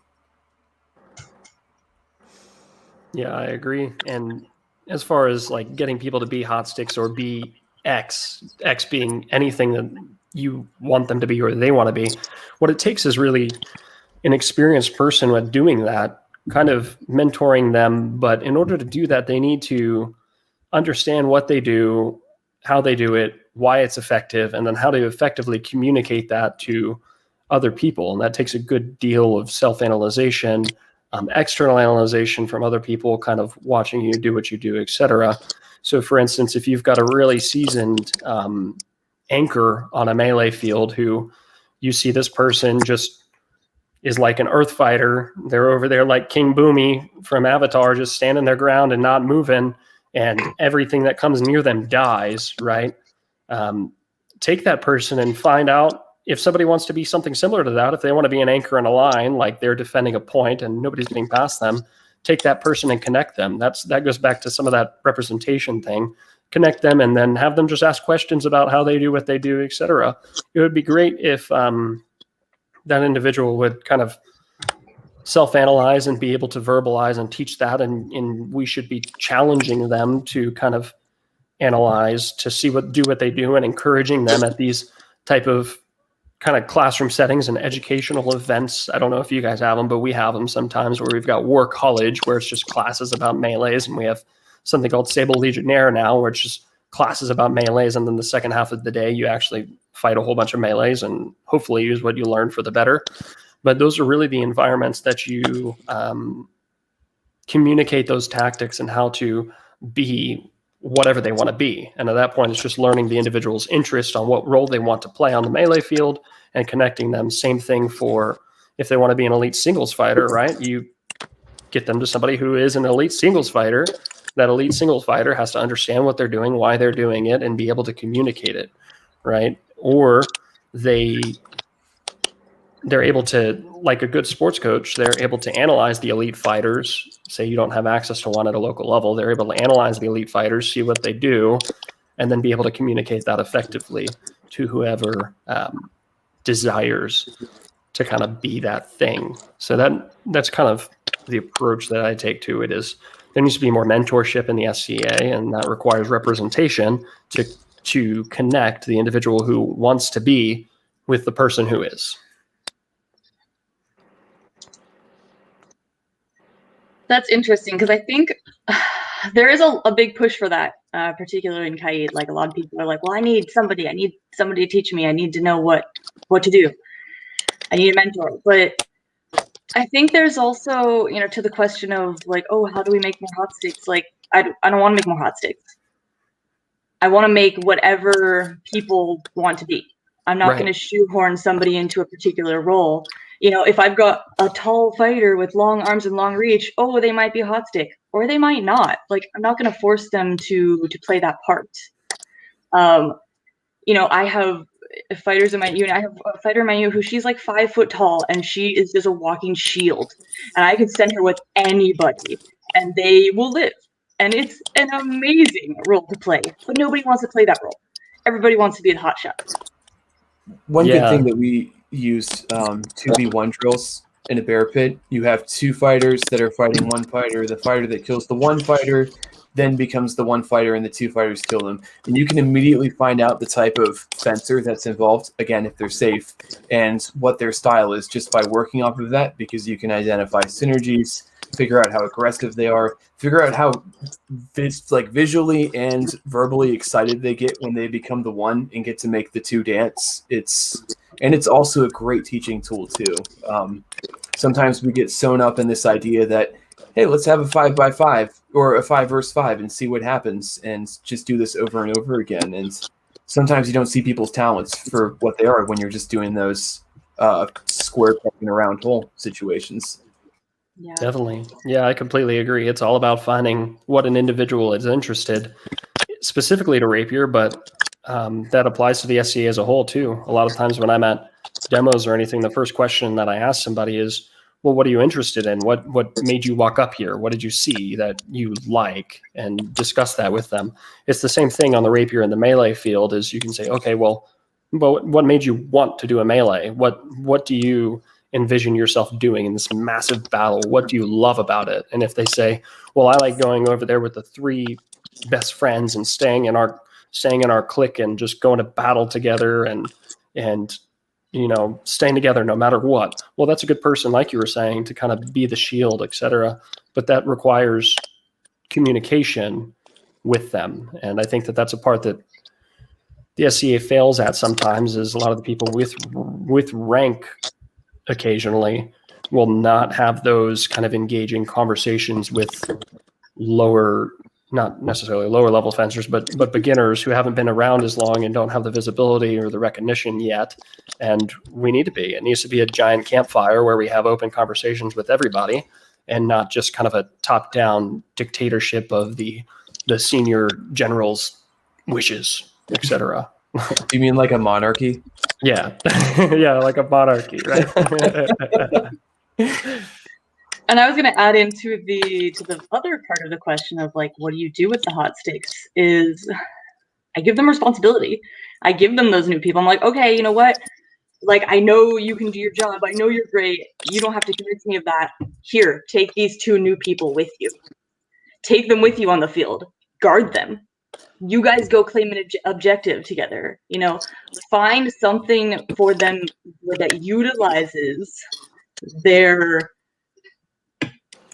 power, strengths, whatever you want to call it. Find a way to utilize them that's not in like this solo individual regard, but as part of the group. So what I'm hearing is basically you need to find what people want to do and engage them in that practice. We've heard that across the board this evening, whether it was your own SCA stories and coming in and staying, or whether it's finding jobs for people on the melee field or in the SCA at large. So, woo, a theme. We did it, Wistric. We're on topic. Go us. Somehow we stumbled onto it. What? All right. So that is a really wonderful way to get kind of heartwarming and practical at the same time. And we're going to move into slightly choppier waters here. The next question, and keep your answers brief on this one. We don't want to spend too long poking at some wounds or at some scabs or scars or whatever. So keep it to 1 sentence. The first question is, do you feel that people are being recognized or advancing in a timely manner in your kingdom? That is the question. Do not go into the whats or the whys. Just, are they not? And I promise we'll touch on the what and the whys in just a few seconds. So I will just go and say, no, I don't think so, but I'm not sure why or how to fix it. Okay, perfect. That is exactly the type of answer I'm looking for. Mikey, you next. I will say yes and no, and it kind of goes back to the theme of visibility. Mm-hmm. Perfect way to draw back to something we've already discussed. All right, Miles? I think at the end of the day, awards and recognition are political as much as we try to make them seem like a meritocracy. They're very political. And as a peer and as a leader of the community, you don't have to be a peer or be recognized in order to do this. It's your responsibility to make sure that things are happening and people are being recognized. And that just starts with leadership by informing the people who have the ability to make things happen, know what's going on, kind of understanding and playing the political game of it. That's something that we don't talk about very often. It's a dirty word. We like to believe it's a meritocracy. It's not. It's a political game at the end of the day. Sorry, that was a little longer than the brief answer that you wanted. So It's fine. You're touching on some stuff that I kind of want to dive into later as well. So I'm totally going to call you out in like 5 minutes. All right, Jacques, your last but not least. I'm pretty sure that was actually one sentence. It was just a really big one. A run on. Thanks to the Backstreet Boys reunion tour, it feels right now like many are being recognized that might not have been or could have fallen between the cracks. However, it's not enough. Perfect. Thank you very much for your insight on that. And I definitely understand how you feel because the ethereal quartz, well, good band-aids they're not the same. And there have been a lot of discussions about whether or not the Backstreet Boys tour, if the things we do are necessarily legitimate during. And I think that's kind of silly because social media is kind of where the SEA is heading, as previously discussed during this episode. All right. So we touched on this kind of painful one. And I had a question I wanted to ask earlier that came from the audience, but I totally forgot. And it kind of fits in here. So as kind of a icebreaker, shake off the for a minute, I want to ask you guys, what's your snappiest response to "Wow, you're fast" from the old guard, and in relation to being recognized or noticed on the fencing field? I don't want an explanation. I just want your clapbacks, like add the Z snap, whatever. Livith, you're first. You raised your hand. I work out. That's it. Perfect. A+. All right. Miles? Okay, boomer. No, I actually tell them, no, I'm just really efficient. I'm lazy as hell, honestly. Ask John. And I move on with my day. Mikey? I just kind of get back to the whole lazy thing. I like to fight lazy. Mm-hmm. Jacques? Am I, though? That one's pretty good. I'll have to remember that one. Because I usually err on the side of lazy. I need to learn the I work out. I mean, are we fast or? Ooh. Ooh. You don't even have to say it. I need to put some burn cream in my water bearing bag. That's why I keep my sword 6 feet away from my bed in the event that somebody just pops into my house and is like, all right. All right, so that's absolutely perfect, and it segues into our question, like our next question. So we've talked a little bit about recognition, we've talked a little bit about the old guard, we've talked a little bit about advancement and recognizing new fencers on the field. So I guess that's kind of my next point here, which is I want you guys to think about, while I delve a little deeper into exactly what I'm asking, what will you change when you're in power, when you're the old guard? What are you hoping to change? What do you find really inspiring and exciting and hopeful about the future of the SCA? What do you find that we don't do quite so well? And what's just plain ugly, chaotic, whatever you want to call it, frustrating as fuck? And what might you tell people who might feel frustrated about where they are currently in the SCA? All right. I know that's a big one. That's a big ass question. So let's keep it simple. And the question I am asking is, what are you hoping to change when you are the old guard for the future of the SCA? Whether you focus on Rapier or the SCA as a whole, that's fine. If you want to keep it brief, that's fine. If you want to go in depth, that's fine. But I will cut you off if you hit more than 5 minutes as an individual talking. Just a warning. All right. No pressure. Mikey, you first. Okay. Well, I mean, just to keep with the theme, I would love, as much as we are political creatures, to change, like, how people are recognized. I don't think you should be super politically savvy. You shouldn't have to be that way to get an award. I think if you do it really well, do a thing really well, and you're not an asshole, if you're up to those standards, you should get it. You shouldn't have to be in with the in crowd to, like, get the shiny thing. if that makes any sense. And also a big thing I would change would be teaching and the way it's done. I mean,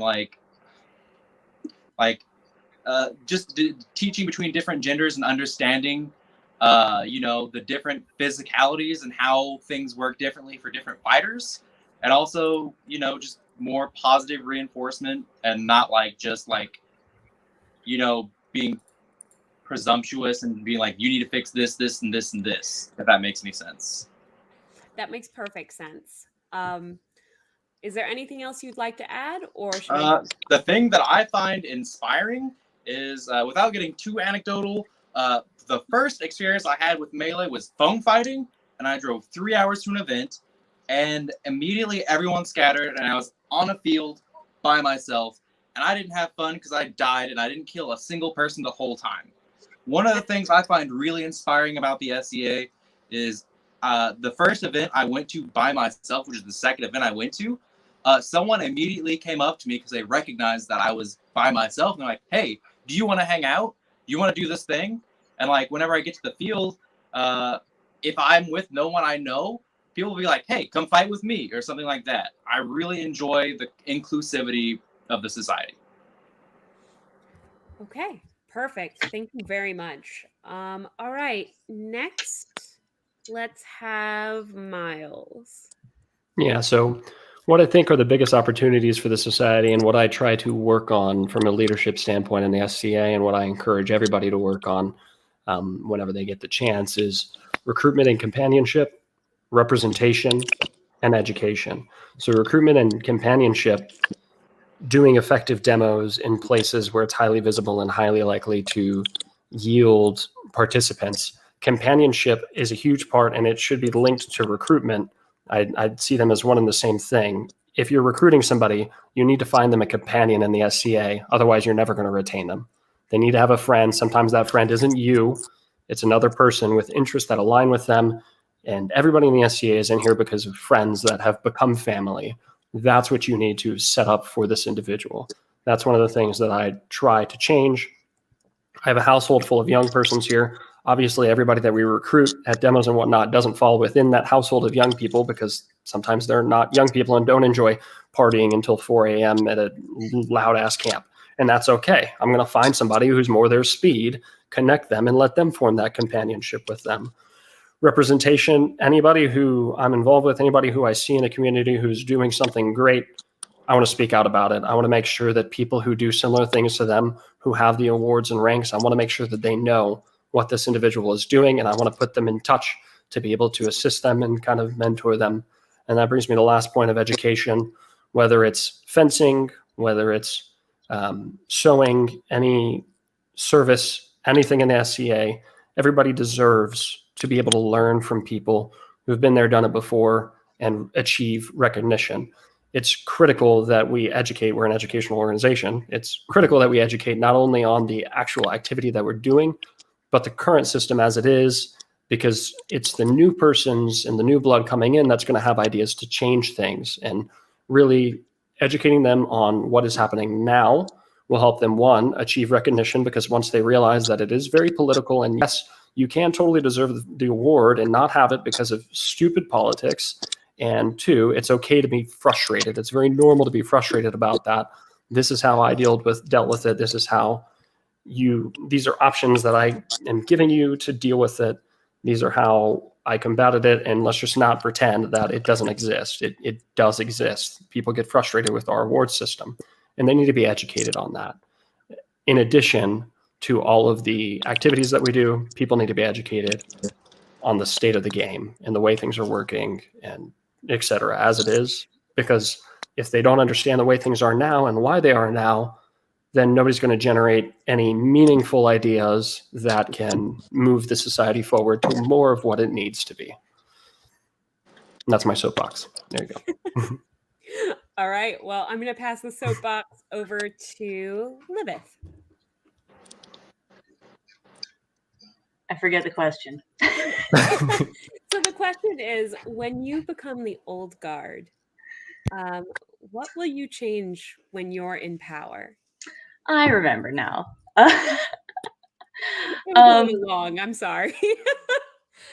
No worries. I think one of the things that I have seen growing in my 10 years so far that I'd like to promote and work on is more cohesion of the rapier army. It was kind of just, I mean, we still have all our different, like household or baronial units, but we've done a lot more of bringing those units together and training together, and I think it's going in a really great direction, and I really want to see more of that. In terms of what I'd like change as a bad thing, I'm going to give a very specific example, but it's a larger point. So something that happens without fail at the melee field when like the scenario is being explained and everybody's paying attention except the mods because they already have played this game a million times. They already know all the rules. They know how the points work. They know what needs to happen on the field. They cause the most disruption on the side of the melee field. And people are looking to them. Like, you guys know this. Everybody knows this. People are looking to the mods as an example. And in a lot of ways, they are great examples most of the time. And in this particular way, they are not.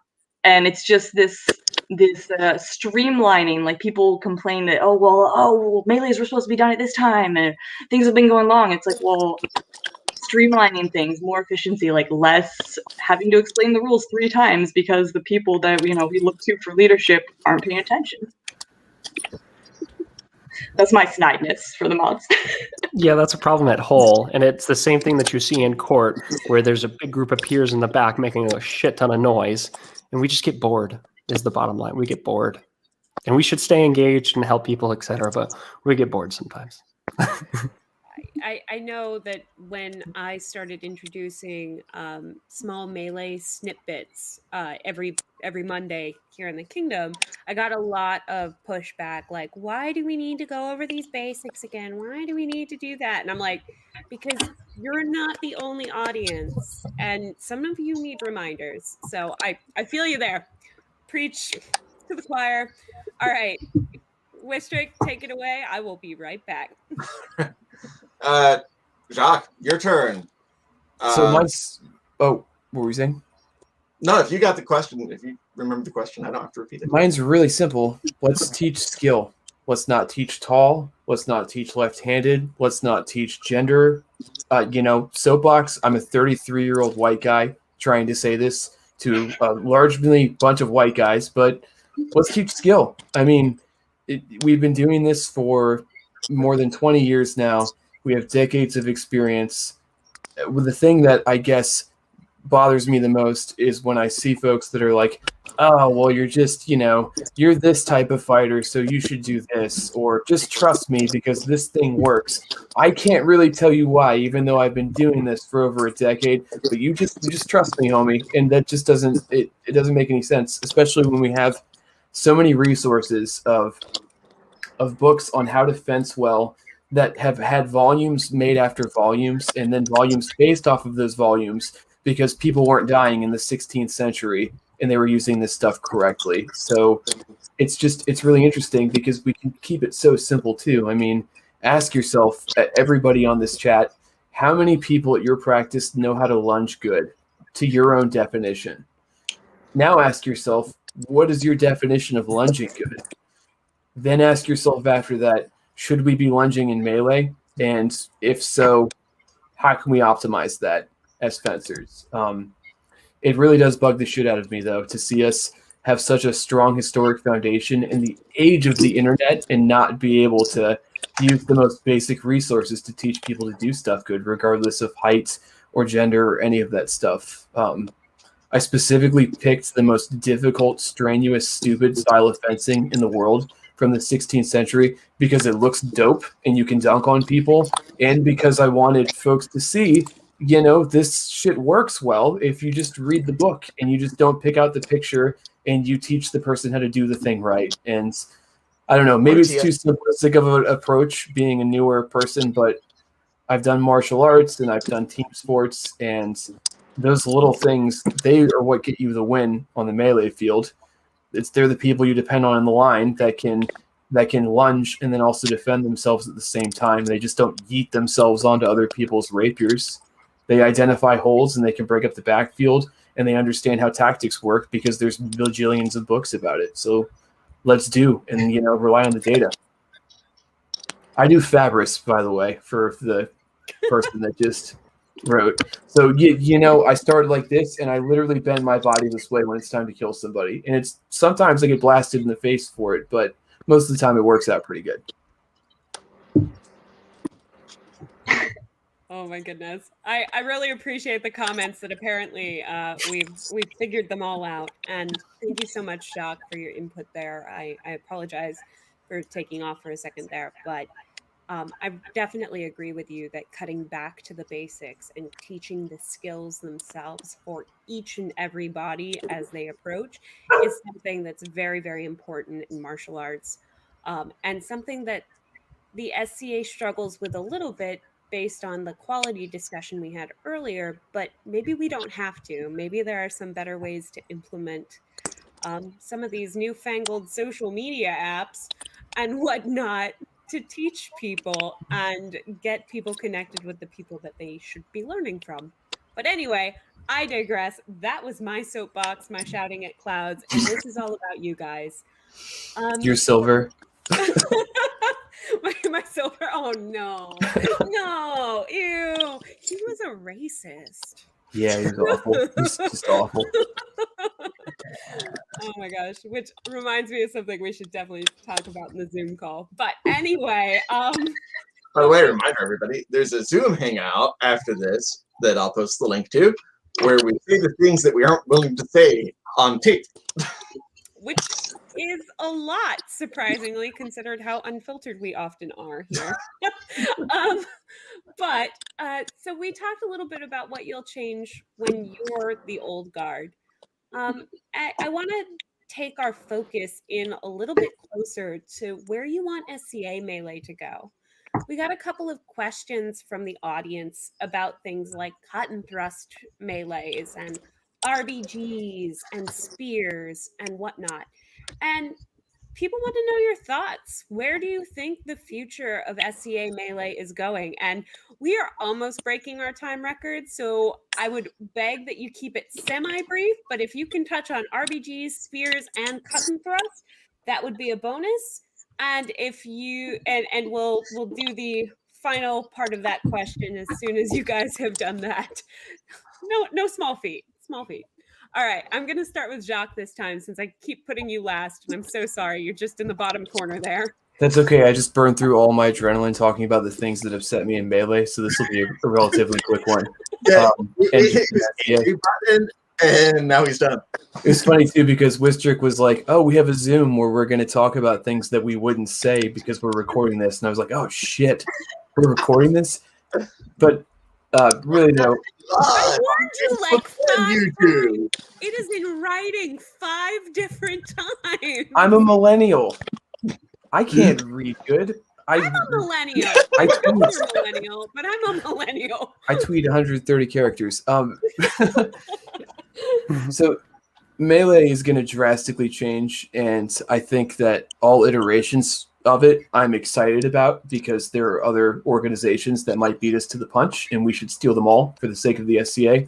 That being said, we have to prepare and make sure that we understand that heavy rapier might change, and we need to make sure if that melee is something that people are interested in, that we protect those rules, and at the same time we enable other things like cuts, which adds a new layer of danger to the game for sure, especially with some of the rule sets that we have, but also it's just happening everywhere now. In fact, one of the HEMA SCA-ish crossover events last year happening in Chicago, they did a 2v2 HEMA match, and it was like such a big deal. They were like, oh my God, we can do this. And it's like, we throw hundreds of people at each other all the time, but we don't use cuts. And with spears, that is an ancient weapon that was used as the best thing for thousands of years to fight people without armor. So we have to prepare for that too and make sure that our rules are able to support something like that. I'm personally excited. I think that, hopefully more spears means more large shields and weird stuff like that. I'm going to keep doing rapier and dagger because there's actually played about it in the book I was just talking about on how to kill spear guy, and I want to try it. But, segmenting those events and making sure that we know them before we just go out and we start smashing all that stuff together. Because, again, this is the 21st century, and we might just, people get hurt. And there are definitely repercussions to that. All right, jumping to Miles. What is the future of Melee? Yeah, I think the future of SCA combat, period, is cut and thrust. I think that's why a lot of people join the SCA is to fight with whatever sword they want whenever they want to fight. So I think anything we can do to kind of shift more towards that end, whether it's like JG said, including cuts and rapier, the better, right? We need to have it more true to the art form that would have been done in period back then. I've done a lot of cut and thrust melees. Our kingdom was involved in the cut and thrust melee experiment. I loved them. They were great. It was kind of hard with the visibility on all the helmets that people are wearing whenever we were doing 180 engagement. But since we had such a small control group, we did 360 engagement, and it was freaking awesome. I loved it so much. The death from behind is a lot easier because you just tap them very lightly with the sword in the back of the head, and they go, "Oh shit, I'm dead," and move on. So it's a lot easier, and the helmets are loud and whatnot. So you just dink it, and it makes a loud noise, and anybody can realize that they're getting dinked on the back of the head by a sword. But that requires significant training, so that's going to be difficult. It was a lot funner when we did 360 engagement, though. We haven't done cut and thrust melees with spears, obviously. At Gulf Wars, we did rapier melees, introducing spears kind of after our main war points, and that was a ton of fun being able to do it. One of the most fun experiences that I've had in the SCA was me and Edward Mercer, who was our Kingdom Rapier champion at the time that we call Queen's Champion. We were standing in front of John Drake with our swords and daggers. John Drake had a spear in the back, and we were in a door of a castle, and there were like 30 people kept dying whenever they come near us, and that was glorious. That was great because John was just sniping them in the head with the spear, and if they came close, Mercer and I were just wrecking them up close, and that was so much fun. That was way more fun than kind of this normal line fighting that we get into in rapier melee. So I definitely think that that's the future, and incorporating these concepts in are great. I think we need to take a serious look at different projectile types for our melees as opposed to chivalric melees, because I think if the LARP groups can use the projectiles that they use without armor, we should be able to use those for longbows in our context, because the blunts that are used on the SCA crossbows hurt like shit. And the rapiers, or the RBGs can be a little hard to feel. I want the RBGs to hit me like a truck, and I don't want to get hit by the SCA crossbows. I think kind of the LARP arrows that are used in other organizations that are very safe, the commercially produced ones, can meet that niche as far as projectiles are concerned and give another dimension to SCA rapier melees and SCA cut and thrust melees in the future. That is definitely needed. And I'm sorry you said brief. It's all right. It's all right. We get a lot of good stuff from you, and I can just bounce off of that and torture the other panelists with it. So I appreciate it all the same.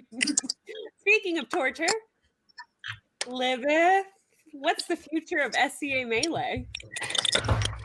One of the things that I have to say is that every time something new is introduced, people are like, "Oh, well, this was a cool thing that we can do as a tactic, and oh my god, like having guns, we're gonna be awesome." We balance everything so that the other side has the same thing. So a lot of the stuff that we view as being like a tactical advantage is only a tactical advantage historically because the opposing forces didn't have the same technology, perhaps. That being said, I'm maybe less enthusiastic about adding in new things.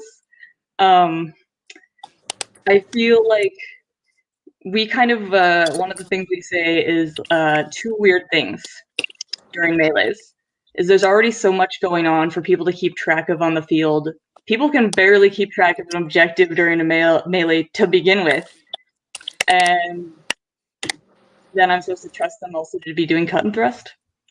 I'm cynical. I understand. Oh my goodness. All right. Thank you very much. That was excellent insight as well. Let's bounce over to Mikey now that you have to follow all of that. So what's the future of SCA Melee? Well, honestly, I'm pretty excited for it. Coming from a LARP background, I feel like a lot of the staleness, as others have said, comes from like the limited kind of tactics that we can use in a straight line fight.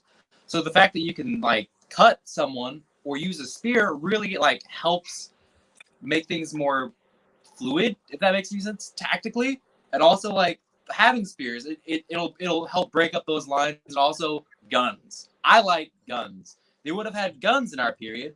I love how that changes the idea of how things work, and I love how it changes the tactics, if that makes any sense. Trying to think. Coming from someone who did do a LARP where you could use cuts, and daggone everybody had a bow, and you could get sniped in the face, like no armor, with this arrow, because it had a nice little buffer point at the end, and it didn't feel bad. Like, I don't know. I like it. I like all of it. So that makes me very happy to hear and makes both Wistric and I a little bit giggly, because one of the things we learned in one of our previous episodes from the Locakians or Locac people, whatever that plural is, never again, they have an RBG only authorization. Ooh. For gunners. So you don't have to be auth with a sword, but you can go out on the field with just guns or guns and a spear, and it's totally legit. So we're pretty sure they're like 10 years in the future from us, considering they were kind of the start of the spear situation. But anyway, just wanted to let you know, Mikey, more guns, more better. Anyway, all right. So that is an excellent segue into some of our final questions here, which are like, this is the direction you want SCA Melee to go. It's where you think it's going to go. So I guess the big question is, how can we grow SCA Rapier? We've touched on it with your own personal stories. We've touched on it in talking about social media. We've touched on it here and there. And the way I'm going to focus this question for you guys is how, like another, you know what? I will jump into that later. I'm jumping the shark here. All right. How can we grow SCA Rapier? Try to keep it a little bit brief, but I'm going to start with you, Miles. All right. I think the best thing that we can do to grow SCA Rapier is to have fun, enjoy it, and be cool. Like, let other people see you having fun and playing with swords, and that'll naturally grow it. Additionally, we need to build that community that I was talking about earlier and those relationships. If people see you, though, having fun, sword fighting, they're going to be drawn to that. And then you can then tell them how fun it is to sword fight and teach them how to sword fight, build communities with them, get drinks with them after, etc. But it starts by kind of being that person that you wanted to see on the field when you first started, and being approachable enough to where a newbie feels comfortable coming up, and being cool enough where you're just like, hey man, how's it going? Hey woman, how's it going? Hey, anybody, how's it going? Let's hang out. Let's build this community. This isn't just an exclusionary thing. You can do this too. And I started off idolizing people just like you are now, and I eventually got here. So let's do the same thing with you and have fun. Perfect. Let's jump over to Jacques. I'm just gonna keep going with the dark horse theme for this panel, and let's steal people from other places, because there's a lot of crossover with SCA that we've lost over the years, and there's a lot that we can get back. Lightsaber is huge right now, and cut and thrust is a great way for us to yank people over and be like, you know what's even cooler than that? Live steal, BT dubs. The HEMA community too. There's a lot of crossover opportunities there with Western martial arts and other pieces like that.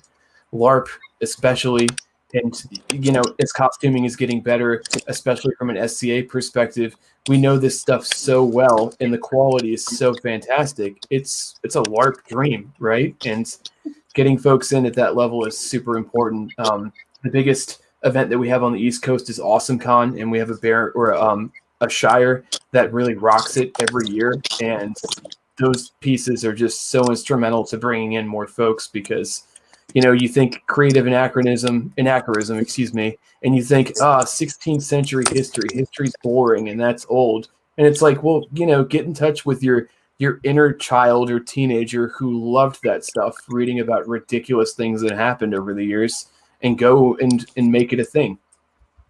You know, it's just something so simple. No, I think that's completely legitimate. All right, I'm going to dive over to Mikey.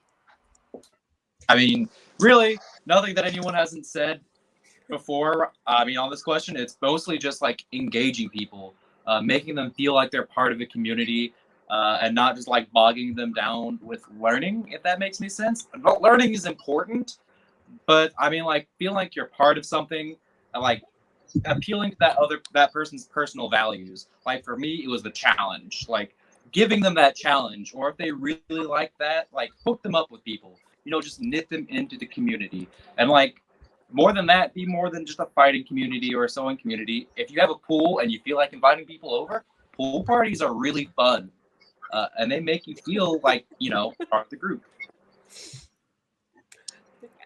I have to say that free food was really important for my retention early on. All right. Last but not least, Livith. Being cool, but not too cool. To Miles's point, like being still like approachable is definitely. Somebody else mentioned like cons, like we do Comic-Con demos, and there's a lot of like, oh, when you're doing a demo, like make it look cool instead of necessarily like one-shotting somebody. Doesn't always like look that cool to an audience. The other thing that maybe this isn't as big of a thing elsewhere, and I maybe hope it isn't, but not having rapier just be like the sort of like alternative to heavies fighting for people who can't heavies fight. There's a lot of that here. Despite how great our heavies community is, and like we've been doing our war practices like in conjunction with the heavies war practices to try and have more of this unity between the different forms, because really we get people over in rapier who are like, oh, I only come to rapier now because I got injured and I can't fight heavies anymore. I'm too old to fight heavies, or all these other reasons that are just not accurate. But it's like, well, we're happy to have you. Rapier's awesome.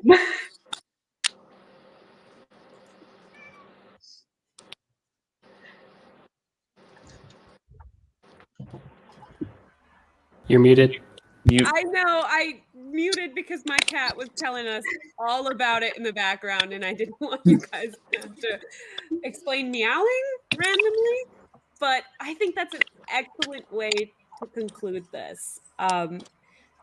Understanding that rapier needs to be cool but approachable, and that we need to reach out to people and tell them that they're doing a good job and get them interested, get them hooked, and continue telling them they're doing a good job in order to get them to stick around. Also, free food does not hurt. We have learned this all around with the nodding heads. And we've talked about some of the ways that we can change how we approach things in the SCA now, and how we can push ourselves into the future a little bit faster. And it's been a really, really surprisingly heavy yet surprisingly light episode. So thank you guys very much for sharing your experiences with us this evening. So if you haven't joined us before, we end every episode with some no shit there I was stories. We're hoping for some from recent history, because most of ours have been a little bit old. Considering we've talked about the D&D town battle and the rapier RPG bridge battle and some of those other things in the past. what we're hoping to hear from you guys tonight to conclude this episode is something from your experience as some of the newer people in the SCA and the real next generation of SCA rapier. So I am going to start with Mikey on this one. Mikey, give us your best no shit there I was rapier melee story. Okay, so me and the crew, being the Wednesday Company, were traveling up to a kingdom that I will not name, and we had just gotten done with the tournament, and I placed pretty high in this tournament, and I was really tired. I really didn't feel like fighting, and they were just about to do melee, and then Vindus was like, hey, come on, you'll enjoy this. And he kind of like pushed at me a little bit more. I was like, okay, I'll do it. But we joined a little bit late, and it was just me, R2 and Vindus, and then some other random guys. So it was 4 people versus an entire kingdom that was split into 2. And before I blinked 3 times, Vindus had taken off to the left and killed the entirety of that stuff over there. And then it was just me and R2, and we killed the entirety of the right. And we proceeded to do that enough times to where their general had to yell at them and be like, guys, this should not be happening. That's about all I got. You know what? It was a good one. It was a good one. You took out a lot of dudes. Yes. With very few people. Yes. Wait, that's phrasing. We don't do that here. Okay, so before I jump to our next panelist, I just want to remind everyone in the audience that we're hoping to touch on some Q&A and that there will be a Zoom hangout immediately following this episode, even though we're about to hit our record in length. I'm so sorry. All right. Bruce thinks that we should like be clear and concise, and if I was running these things on my own, it'd be a 4-hour episode. So there were literally like notes in our outline this evening being like, Wistric, stop adding questions. Stop it.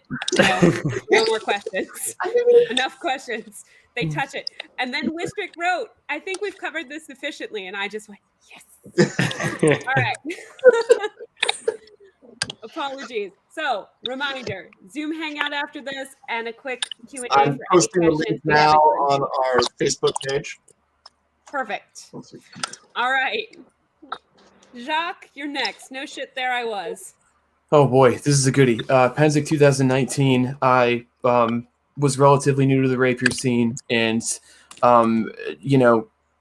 rapier's expensive, so I had borrowed some loaner gear, and then I had also really quickly picked up some amazingly inexpensive gear from Verilis, a vendor owned by Alistair Greenbrier that a lot of people know. Well, I was dressed exactly like him, and during one of the melee fights, I broke through the line because I was being trained on how to backfield good by Armand, a master of defense in Atlantia. I broke through the back line. He said, just run and get as many people to tell you as humanly possible. So I said, fuck yeah, I run all the time, and I love running. So I just took off. And somebody that knew Alistair, who I was dressed like, said, it's Alistair. There's Alistair. Everybody chased Alistair, and he's relatively well known across Kingdom. So people thought that I was a much more skilled fighter, and a bunch of folks peeled off and just started chasing me for absolutely no reason. And I felt like a king for just the short period of time. It was so awesome. And then, I died in 20 seconds, and everybody was like, oh, you're not out. And I was like, nope, sorry, guys. Nice. That's excellent. All right. Livith. It's like so hard to pick good stories. One of the most interesting ones, so Ansteorra 2019? Yes. Ansteorra 2019 was the Great Flood, for anybody who knows about that. So yeah, like the whole site was a flood. But we did still get to do melees on Saturday afternoon, not for very long, but the field had like a lot of muddy patches, and the fighting was just like a giant line fight. We were kind of just like working with what we had, and the battle comes down to like our line kind of gets like backed up into this corner edge of the field. They're like standing right in front of a mud pit, and we're trying to like, oh no, and they call hold, and I look, and it's only me and one other person from my unit left, and they still have a whole line of fighters, and they're like, okay, you guys line up and fight, and we fought them. I think the other person that was with me died, and then they stopped and like, okay, well, let's do just a one-on-one, like duel off. And it was me versus, for some reason, the one dude on the other side who was fighting melee with a longsword, which I had just not seen before at that time. And it wasn't a particularly eventful fight. I lost. But it was just like all the circumstances that came down to it. It was so weird. Oh my goodness. I miss Estrella so much. Just even hearing that story, I'm like, oh, I'm sick. All right. Last but not least, Miles. All right. So this story was potentially dangerous and probably won't happen again because there's probably rules against it in this event that are happening now. So with that being said, I wasn't marshalling at the time. So yeah, don't worry about it. I signed a waiver. It's okay. So what happened is I was at Border or BAM / War of the Rams, which I talked about earlier. It's our premier melee event. And on that site is a castle. So it's got an outer wall and a gate, and the gate has 2 towers that go up about 3 stories tall. The only way to get up into the top of the castle is to go through those towers, and they're very, very narrow stairs that only one person can fit through. So we were running a scenario that there was a defending army in the tower and then an attacking army that had to capture the flag that was in the tower on like the 2nd floor. So the defenders had 3 lives total, and the attackers had unlimited res. But the issue is we have 2 staircases, which are the only ways to get up to the top of the castle, and they all have 3 lives. And at the top of that narrow staircase, there's enough space for 6 sword points to be pointing into that narrow staircase, because you can have 3 on the ground that are seated and can all have their swords pointed at the staircase, and you can have 3 above. So we were just getting slaughtered. Nobody was having fun because literally only 2 people could fight at a time. You walk up, get stabbed by one of the 6 swords, and move on. You might take a leg, you might take an arm, you might take something that's close. It was not fun at all. So I got a little creative because by that point I was, I believe, 4-0 with capture the flags over the course of the last 3 years, because I run very fast and I like playing capture the flag a lot, and I'm a little sneaky sometimes. So I was like, well, the fighting's boring as shit because only 2 people are going to get fight at the same time, and John and I are going up there and just getting stabbed. We're not being any use.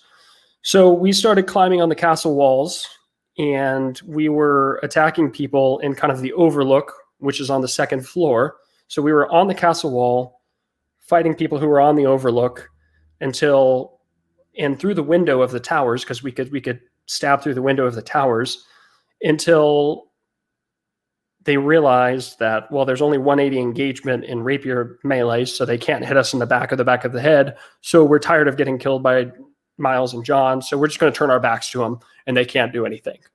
So that's what they did, and they boarded up the windows with the shields. So John and I were, again, very, very bored. Well, the terms of engagement for this was the second you touched a flag, and I clarified this before going into this next endeavor, the second you touch the flag of the opposing team, your team wins. So you didn't have to take it back to your post or anything like that. So naturally what I did was I said, well, all I have to do is touch that flag that's up in there. I can't go through the staircases, so how can I get to that flag? And I went, and in like the castle, yeah, I'm not going to try it next Gulf Wars or at any war. Don't worry. It's all the BAM, the local kingdom event. They have a little shed that they use for maintenance on the castles that had a whole bunch of timbers in it. And I said, this one looks about 15 feet.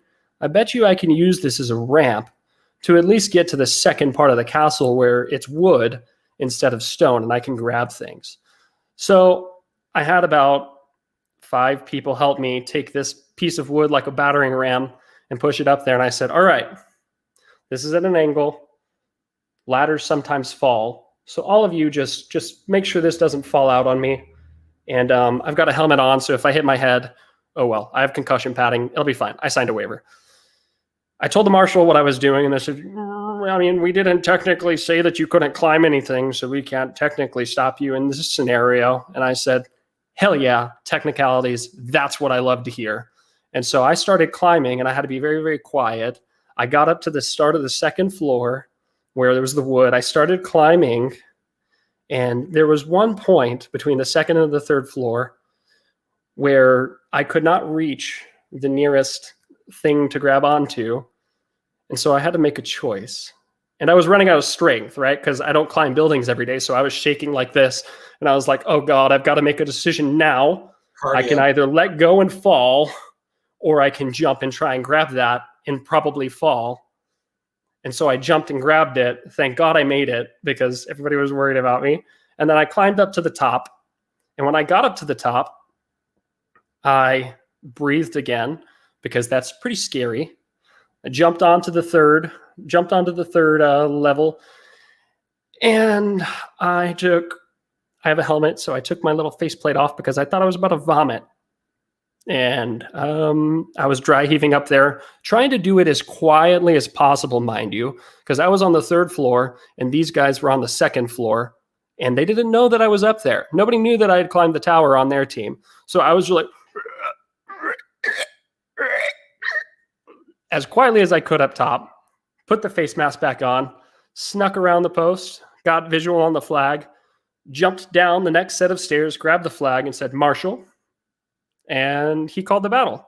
Next thing I know, the marshals all walked up to me, and I was like, oh shit, I'm going to get my auth card taken away. I'm banned from SCA Rapier Combat. And they said, we're very disappointed in you, Miles. And I said, yeah, I know. And they said, you took off your mask on the third level of that tower. And I said, you're totally right. I did, and I shouldn't have. They're saying, this is a warning. You're not supposed to do that again. It was freaking awesome, by the way. You won that scenario. Do you guys want to run it again? And everybody was like, hell no. That was way too long. That was 30 minutes of just getting stabbed. But that was a no shit there I was, getting chewed out by a marshal for taking my mask off when I had just climbed a 3-story tower to win a scenario and almost died. Probably. Good job on not using your faceplate as a strainer. Yeah, that's exactly what I was thinking. I was like, the amount of rust. And all it would be disgusting. Disgusting. I had a friend who did Thin Mints through theirs, and that mask was never the same again. So nice. But yeah, that's probably my coolest melee story. I'm never going to top it. My peer's husband has a story about a pig-faced bassinet and late night at Pinzik. Well, do you want to close us out with a no shit there? Well, we did have a question from the audience that we haven't gotten to, and so we're gonna have to, let's be quick about it. But do you have a hero in the SCA, and what did they do that inspired you? Name and thing. Jacques. Oh, oof. Okay. Okay, you don't have heroes. Hero at the moment, because I think that the majority of the mod community is pretty awesome. Kalen Blackwood from Atlantia right now has switched out his 42-inch rapier and is going with his side sword and fighting rapier and side or dagger and side sword because he's tall and he doesn't want to tall anymore, and that's incredible. So he's a mod going back doing more blade work because he wants to do the art even more awesome after thrashing us all at Ruby Joust last year. And that's just seriously, that's some badass shit. All right, Livith. I don't know if I have one. I guess if I had to pick somebody, I would say Master Mallory, who lived in Caid when I very first went to my first practice and made me feel welcome. And he moved away shortly after I started fighting, but if it were not for him, I probably wouldn't have stayed. Yep. Miles. Duke Miguel de Oporto here in Ansteorra. He's won our Kingdom Championship, Queen's Champion, like 7 times or something ridiculous. And he just recently won Crown, and he's very old. for the third time, mind you. So he's a badass. John Drake and Miguel Valle Draco de Villojoyosa. Those were my 2 teachers. Oh, one? Sorry. Duke Miguel. Sons. Sorry, John and My Mike. sons. All right. Mike. I'm telling. I'm totally telling on you.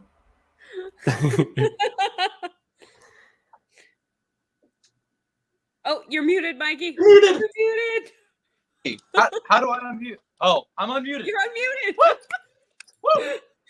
So I have 2, and it's pretty much the same reason. I really enjoy fighting Anton, Master Anton, and I also really enjoy fighting Master Vendus. Those are both my heroes for like a really good reason. Whenever I fight them, they'll kick my ass the whole time, but it's fun. I feel like that's something really respectable in a fighter that I wish I could see more of, is people who can kick my ass and me have fun, and also I learn something from it. All right. Yay. With that, coming in just shy of 3 hours, I want to thank our panelists for joining us. Thank you so much for the wide-ranging discussion, for the insights, for being awesome. So again, Jacques, Livith, Michaelangelo, sorry, and Miles, thank you all. Audience, thank you all for your questions. Thank you for participating. Zoom link is up on the Facebook page. And I'm Wistric. Good night. Good night. Thank you, everyone, very much. Thank you so much. It was awesome.